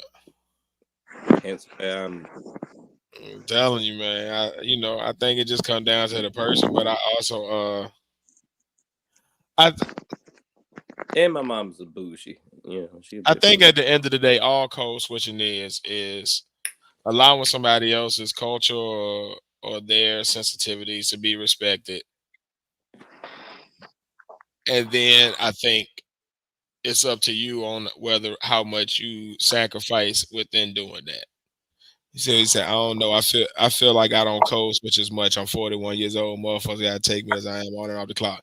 Now that's another way to go. And I think that is a level that people get to, right? You ain't gonna shit. Okay, you terrible, bro. Oh, I think that is a level people get to though, of like where with age and wisdom you get to a place of like you get me however that is at all times. But I also think that does come with it depends on how much. It's like the Larry David effect. Like Larry David is one of them people. If you ever watch Curb Your Enthusiasm, like he one of That's them my people. man. Like he gonna be the same in every situation. But you also got to deal with the consequences of having a wide brush approach to specific situations. Like everything can't you can't be the same way everywhere. Otherwise, these things gonna happen. With Now, a if you real, cool with these things happening, do your thug thizzle. Like that's a right everybody when got. But being I a think real most nigga people goes code wrong. switch because you're trying to avoid those unnecessary miscommunications when you're already dealing with a language in English, which can be confusing because you can say one word and it can mean four different things depending on what part of the country you're from. Or you got, what I'm saying, just cultural differences where people just gonna take things differently as it is. So you're already dealing with a lot of things in our way of clear communication and people picking up and perceiving exactly what you're saying. Like I even do a test sometimes with people where I'll say some shit and then I'll be like, all right, what I say? And then they'll say back to me something completely different than what I said because what they heard and what they perceived was completely different than what I said. So now, just off that, we're starting the conversation at a place of two different understandings of a thing. So whatever they say from there is going off of their perception of what I said, and whatever I say is going off of what I actually said, and we're already missing each other. So we're fucked up from jump. So like I think um you can have that approach. It's just I feel like personally, and this is just my opinion. I don't know because I don't know everybody's experience, but to me, I feel like that's gonna get you in the most shit. Because at some point you're gonna run into people who like that don't work. So now what do? You gonna keep on just double down on it, or you gonna switch up that code a little bit to swab the situation over to actually accomplish whatever it is you're trying to accomplish, whether that be getting your ID at the DMV or getting your order from the lady at McDonald's or accomplishing some seven-figure deal or, you know, hey, trying to get customer service at the utility place because they fucking with your light bill. Whatever it is, I think code switching has its place. As long as, again, you don't switch your values. I think my biggest issue with code switching is when you see people that have sold they've switched their moral code as well as their verbal and aesthetic code. Like I believe you dress for success. So if I'm going to work in the fields or I'm going to work in an oil rig, I'm gonna wear the overalls and shit that the people on the oil rig wear. I ain't coming in there with a 3-piece suit. I'm gonna dress for that. I'm gonna switch my code to what makes sense for here. In the same way, if they have a more loose rapport and they talk a little more loose, I'm probably gonna be more of my looser self and be more of my crude self and tell different type of jokes. My sense of humor gonna be the same, but if I go into the corporate boardroom, I'm probably gonna wear a suit and my jokes gonna still be based off of my sense of humor. They just gonna be a little either more or less crude depending on the audience, just to make sure that they actually land. And I think that's just, it makes sense. But yeah, Face came with it this week, man. And Capricorns are natural chameleons and adaptive anyway. So yeah. we might have a totally different aspect on code switching ourselves. I remember my guidance counselor in third grade said, "You are a social chameleon. You are able to go in any situation and just be comfortable." And I think you have to be able to code switch. You have to be able to talk. You know, if you in there with Neil deGrasse Tyson, you got to be able to speak his jargon and understand what he's talking about the same way as if you go in there and you speaking with Boosie, like, and all the areas in between. If you want to be as successful as you can, or at least have the most opportunities you can in this world, because it's going to come. The opportunity is going to come from many different places, and you got to be able to adapt, or Well, you get I passed feel over. bad for anybody trying to talk to Webby because I don't understand shit I that am nigga be saying. P. Do you though? Wow. It's that's what always get me about Fat. It be the random references like Webby. Like ain't nobody talked about, spoke on, thought about Webby in years. You hear me? And this nigga come out of nowhere. Yeah, you know what? The hell you think about That Webby from? goddamn Did you Webby see a that video recently or something? Because I ain't even that name wouldn't have even been in my mental Rolodex right now. That should have pushed so far to the back. I That think he shit would have got in been like trouble. changing the couch cushions, nigga. I wouldn't have found that shit till I flipped the whole couch. I think Webby God got in damn, trouble boy, with you something hit me not too with long one ago. there. God damn, Webby, savage, savage life. I know he got in trouble with something. I think he got in trouble with something not too long ago. Man. I wouldn't be surprised.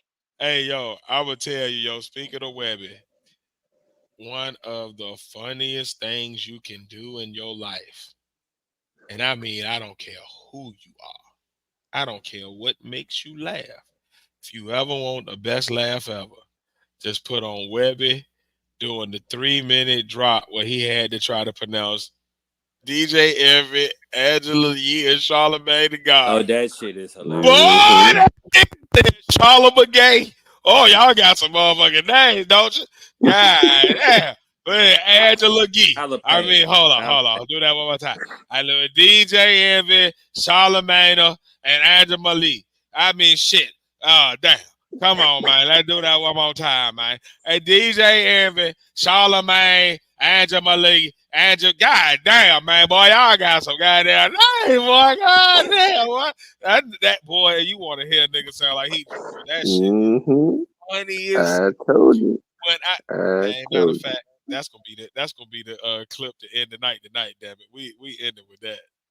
That's a good laugh to just send people out on a good note. Last night I sent people out. I mean, last week I sent people out on a bad note. This week we gonna give y'all something to laugh at. Damn it. Hold on, I'm gonna find that shit.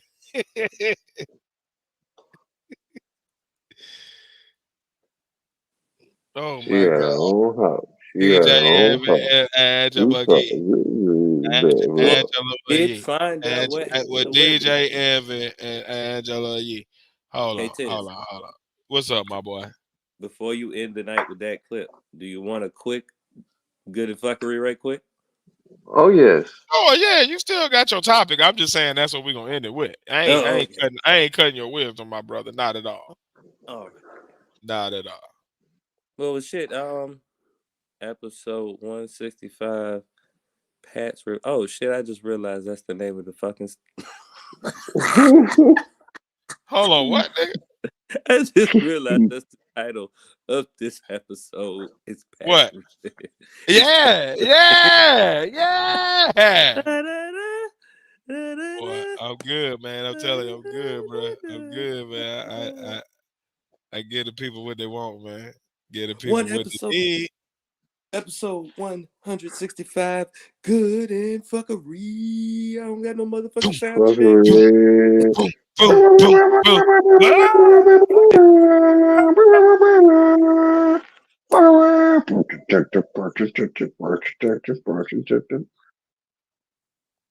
Fucking pick it. that shit sound like somebody with bad guts.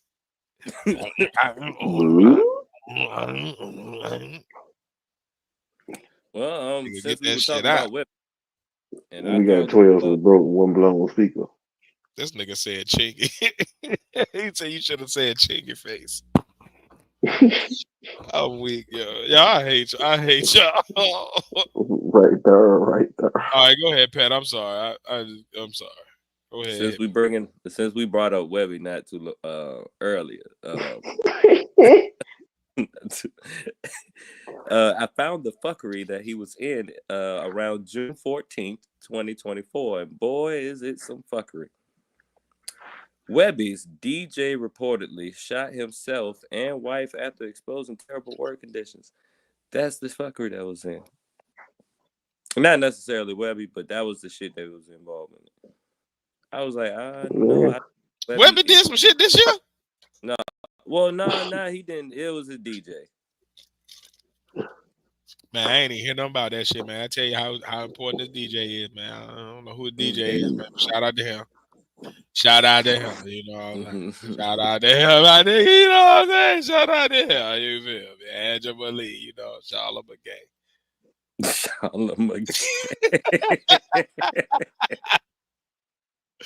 Well, I'm telling you, man. I'm telling you.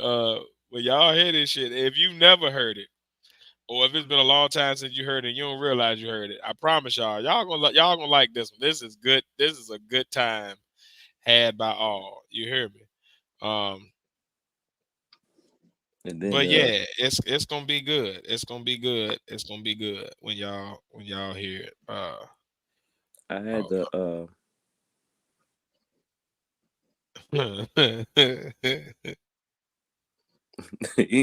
all right. One quick question. Go ahead with it. If you had a couple of let's say you had say you had 200 grand to just spend frivolously, like you had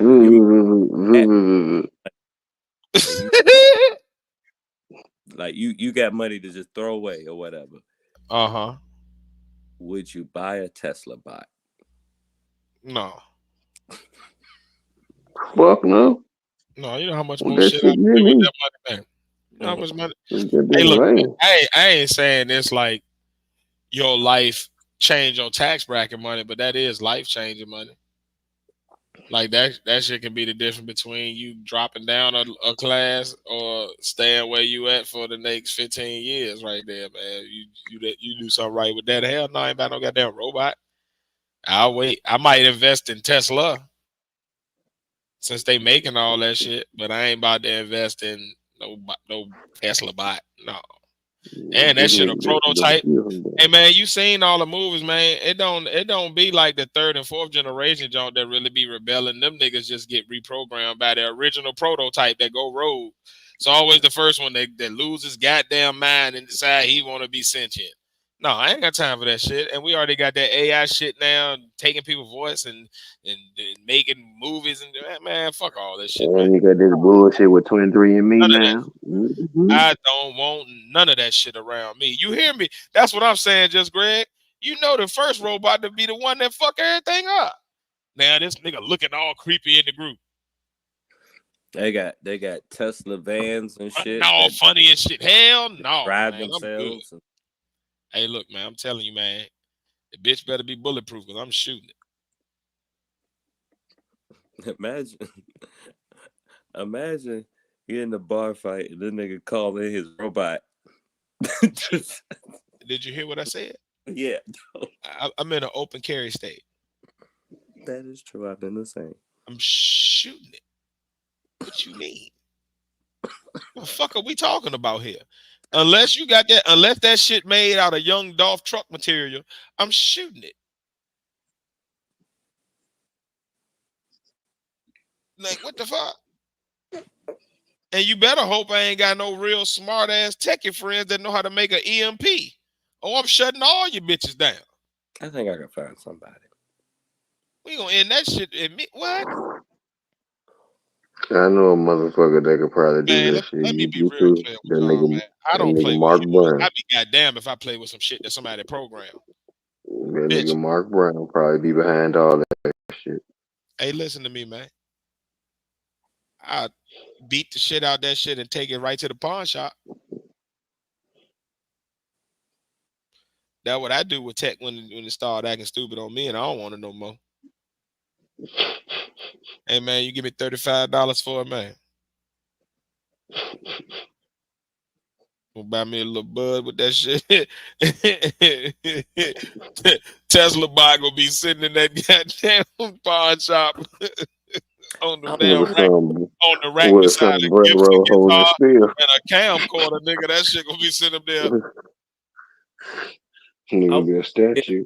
if I get The one fuck? and never open it, would it be like appreciate over time or something like that? I don't know. I guess I got to see how the first wave go. Fuck them shits. I won't be the guinea pig. I'm black. Keep your house pure of AI. Don't let that bitch in your house. Well, Again, I man. don't really trust them I'm because black. I ain't gonna be the guinea pig for nothing. They already got us with the Tuskegee experiment. I let the motherfucker figure this shit out. And then they tell me, you Fuck all that get shit. me, buddy. Won't get me, buddy. I'd leave my wife. She got one of them shits. Well, I guess you made your decision. Gotta go. Hey man, I'm the only other nigga in this house. Can't have no I don't, robot nigga in here. hey, look here, man. I don't even like my son friends to stay over too long. Mm-mm. All right, now about time now. It's been too long. Somebody have been up in here now. Mm-mm. Yeah, I'd be damn if a bot walking around. And he probably gonna sound like fucking Elon too with that retarded man. Hell no, man. I'm I sorry. I don't ain't know. mean You to might be able to excuse me program. for that R word, but y'all know what I mean. That dumbass voice, man. I ain't trying to hear that shit. They might be able to program for like The R word. But you know Elon got that big ass ego, so you know he gonna try to make it be something like him. It's either gonna look like him, or it's gonna talk like him, or gonna act like him. Man, fuck no, I'm shooting that bitch. Day one. That nigga already fucked up Twitter. I'm gonna shoot the shit out that nigga. Who the fuck out of here, bot? Now that Tesla truck I do like. I take a Cybertruck. Oh, that bitch either. I take the truck. somebody say that shit look like a PlayStation 1 Man, look. Oh, graphic. one of them people. I don't care what cars look like on the outside, nigga. Hell It's all no. for me. It's about what I got on the inside. Like how comfortable is it on the inside? How it drives? What amenities I got This in there? Like how? Because for me, like my car is The like my first thing sanctuary. It's the place I go to when I'm outside of the house. When I want to go hang out somewhere and I can't get in the garage because we might have guests over and it might be a lot of people out there. I go right in my car. no, this my thing. We spend Oh, I more want the car just time. to be comfortable. Those who have cars and own their cars, you spend more time inside your car than you do outside the car. So make sure the inside part it is comfortable for you, is immaculate, it's clean like you want it. Outside, who gives a fuck? 100. That's how I feel. Motherfucker be like, what type of car you like? I don't give a fuck what it look like. The one that It drive. work. It worked right. The shit I need to work, the heat work, the air work, windows work. All right, it turn on. All it functions correctly, right? All right, seatbelts work. Boom, I'm good. I don't give a fuck what the body look like. Now this might be That's stupid, no but this matter. my favorite. This my favorite line when somebody asks what kind of car I got, and this might be stupid, but I like to tell people the kind that got me here for you to ask me that dumb ass question, and the one that's gonna take me away from this conversation. One that goes room room. Ain't man trying to hear that shit, nigga. My car, nigga. What kind of car you got? Actually, I don't give a fuck. That's why I hadn't asked you. I wish you hadn't asked me, like you nosy bitch. I hate a motherfucker that just like to me. You get to know somebody. Ask me about me. Ask me about like what I like to do. What my hobbies are. What my personality is. How I feel about certain things. Don't ask me what I got. I feel like you trying to rob me, and now I'm suspicious and I want to shoot Mhm. you. Immediately, I just go, oh well, I guess I want to shoot him. Cause like, why you want to know all that? Like, I don't need to know where you live or what kind of house you got or what kind of car you drove here in. The only way I'm gonna ask you what kind of car you in is if you telling me, "Hey, meet me at my car because you gave me a ride," or "Meet me at my car because you supposed to be giving me something or something." then I gotta know what kind of car you in to actually Cool. meet you there. But otherwise, I don't even need to know a brand. Just tell me the color and whether it's a sedan, a truck, or a van or something. I don't give a fuck. It ain't mine. It ain't gonna make my day. I Mm-mm. don't get to drive that bitch off. I don't see why people be caring about such stupid shit. Like, why do you give a fuck what car I drive? Why do you give a fuck what kind of house I got? Why do you give a fuck? Like, what People why? are shallow. People are shallow and vain, But and my they thing base is, like, value on so what you gonna materialistic do? What you about objects. to joke me about it or something? Because I'm like, if you gonna joke me, like, you could have done that without even worrying about what kind of car that. Just joke me. I got a big nose. I am a black man with a big ass forehead. I got gaps in my teeth. There's more you could have got to before you got to what kind of car I drive. Like, I mean, you had to ask me a budget. You could have just started off roasting,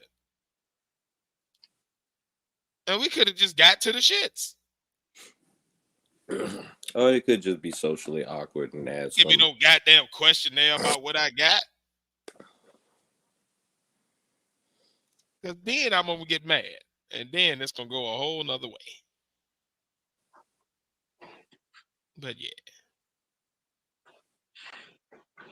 But yeah, that was They good could fun. be like socially awkward and don't know how to ask, like, know how to start a conversation. Hey, So Pattawon, I'm going to tell you this. that was You talking to a person, though, that lives in the house where there's 3 people who live here and all 3 of us are on the spectrum. And none one of us accept that from each other. We roast each other when we do some old simple ass shit. Give a damn about no damn socially awkward. You better awkwardize that shit up and get right. awkward. Whatever the fuck you gotta do, nigga. I don't give a fuck about that shit. Fix that shit then, nigga. Cause you being whatever you are don't change that you still gotta talk to everybody else. And everybody else don't give a fuck about you being what you is. So you still gotta figure out how am I gonna communicate with the world around me. Period. Point blank, period. It go back to the conversation we started with point communication. blank period. Like, you gotta be able to Point talk to blank people. period. If you can't talk to nobody else, then that's on you. Then you You keep better having these talk to your weird ass goddamn self, interactions and then. dumb shit. And if you can't talk to people, don't carry your ass on no damn don't carry your ass Can't on no talk to radio people. neither. Shut the fuck Now, up, then. this shit here is the funniest shit I've ever heard. If you've never heard it, then I invite you to hear the dumbest shit ever. That will probably make you cry laughing if you never heard it. If you've already heard it, it's probably gonna make you chuckle a bit, or it may make you full out laugh because it's that dumb. But here is Lil Webby doing a drop for Breakfast Club.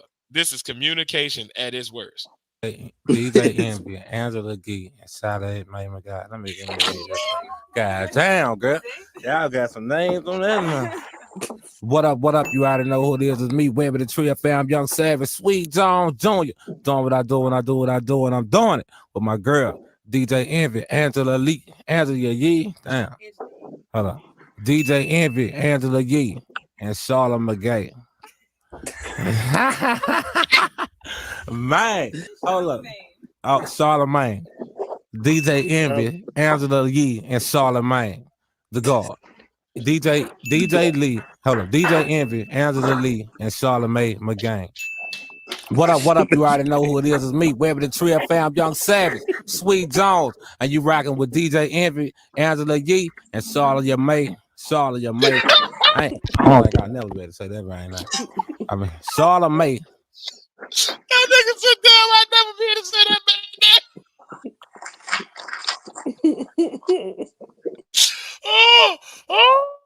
Oh. I go back to this is the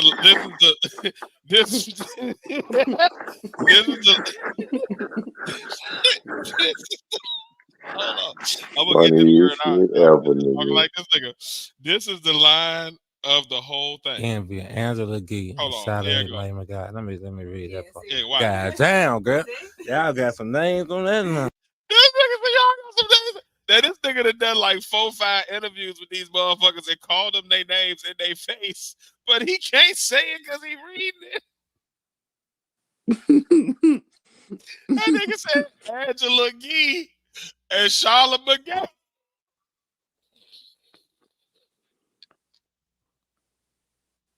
With my girl DJ Envy. That's the part. That's the part that got me. Oh man, Yo, that shit's I hope funny. everybody, man, look, man. Oh man, this is the best shit I've ever heard ever, yo. This is the What up? dopest What shit up? You ever. already know who it is. It's me, Webber the Tree fam, Young Savage, Sweet They say what they want to say about Floyd, man. But that shit John Jr. Doing what I do, and I do what I do, and I'm doing it with my girl, DJ Envy, Angela Lee. That's another thing. I'm tired of rappers. You can say your whole do what I do, what I'm doing, what I'm doing, what I'm doing it. You know what I'm saying? Sweet Jones. You say all that, but then you got to read these 3 damn names off this paper, and this shit is beating the shit out your ass. Like, I'm talking about this shit is whooping you like your mama used to. Like, your tongue sound like it got stung by a bunch of bees. DJ Amateur, David Agent Amateur G and Charlamagne Day, Jamie Gamajet. That nigga sound like I don't have a big mouth, just a lot to say. Names on that now. What up? What up? You already know who it is. It's me, Webber the Tree fam, Young Savage, Sweet John Jr. Doing what I do, and I do what I do, and I'm doing it with my girl, DJ Envy, Angela Lee, Angela Yee. Damn. Hold up. DJ Envy, Angela Yee, and Charlotte McGay. Man. It's the random laugh. Oh, Charlamagne. DJ Envy, Angela Yee, and Charlamagne, the God. DJ Lee. Hold up. DJ Envy, Angela Lee, and Charlamagne McGain. What up? What up? You already know who it is. It's me, Webber the Tree fam, Young Savage, Sweet Jones. That nigga said Charlamagne, my guy.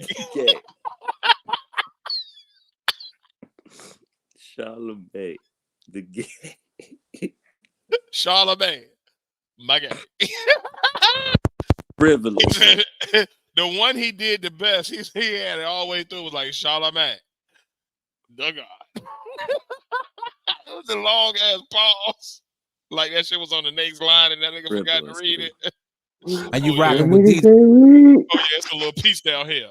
The God. DJ Envy, Angela Yee, and Charlamagne. Charlamagne. I don't think I'll never be able to say that right now. Charlamagne. Hold on, say it one more time. Mind you, this is after he's done the interview with them. So you call this man name several times during the interview as you talking to him, but you can't say his name. Charlamagne. Charlamagne. Shit, oh man, I don't never think I would say this man. This is, parents. If there's ever been a example of how important it is to take time with your children, sending them to school is not enough. I believe this young man got his diploma or at least his GED, which means he went to a school. He passed something. Charmander. Oh shit, this nigga still going. Charlamagne, the God. He said it. Charlamagne, the God. Who that is? Asshole. Hold on. Did y'all hear that? Who that is? This nigga went through this whole shit. Who that to is? Ask who is this? I mean, Charlamagne. Hold on, say it one more time. Charlamagne, the God. Charlamagne, the God. Who that is? The asshole. Come on, you ready? Let's do it. What up? It's me, Webber the Tree fam, Young Savage, Sweet Jones, and you kicking it with DJ Envy, Angela Yee, and Charlamagne, the God. The Breakfast Club, baby. That nigga said Charlamagne. Charlatan. True example of education matters. I hope y'all enjoyed that tonight, man. I hope y'all got a kick out of that right there. Charlamagne. That is the Tiz's dumb shit of the week. If you have dumb shit that you want me to display, and for us to laugh and react to at the end of the show every week, send it in to the Podnas Shalimar. Podcast at gmail.com. That's the That was Podnas rude. Podcast at gmail.com. Send us in your silly videos, your dumb shit you want us to react to. We got y'all. We like dumb shit, and it makes us happy. And it sends you into the week, the weekend, just on a positive note, laughing, having a good time. But that's all I got for this week. Y'all got anything else this week, fellas? Well, shit, man, we No. gonna end this damn conversation then, man. As always, man, if y'all want to support, I'll see how to do it financially. Right down at the bottom of the screen, you see it. Cashapp, $Pattawon. You can go to our Spotify page. Just type in the partners on Spotify, and you can become a member for $4.99 a month. Yeah, man, do that shit. Holla at us, man. Do that We shit. had a good time tonight, man. Do it. Do that shit. We had necessary conversations. We had some dope ass thought provoking conversations on communication, and we got a chance to laugh at some dumb shit. Can't never beat that. Thank you, Webby, for providing us with years of entertainment over the years, and you're just I a ain't gift gonna to never be keep able to on do giving. that. Boy, y'all got some names on y'all here, boy. Yeah, damn. Charlemagne. But yeah, man. Hopefully Shabillionaire. y'all remember our names, man. Make sure y'all go again. The $Partner Tiers 1 or our Spotify page, and you can donate for $4.99 a month if you want to support financially. If you want to support financially, but you want something back in return, Face, how they do that shit? Hit the link, go to the store, Artre Clothing, new stuff coming up weekly. Just put some new stuff out past few days. Got some new pants out. Shit, I think some new hats too.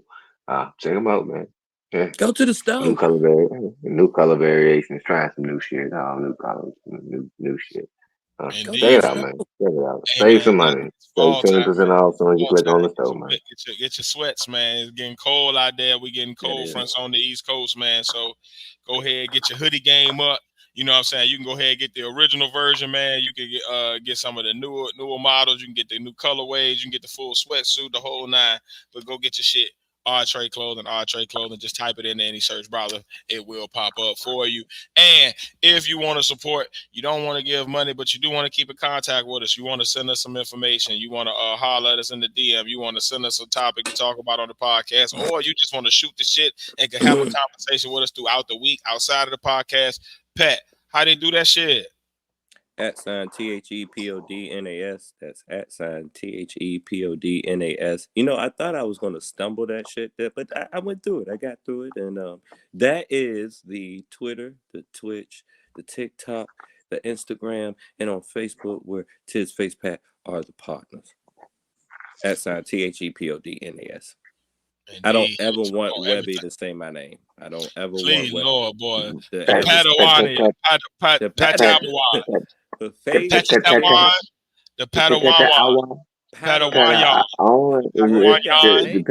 I ain't gonna never be able to say that nigga name. Pattawon.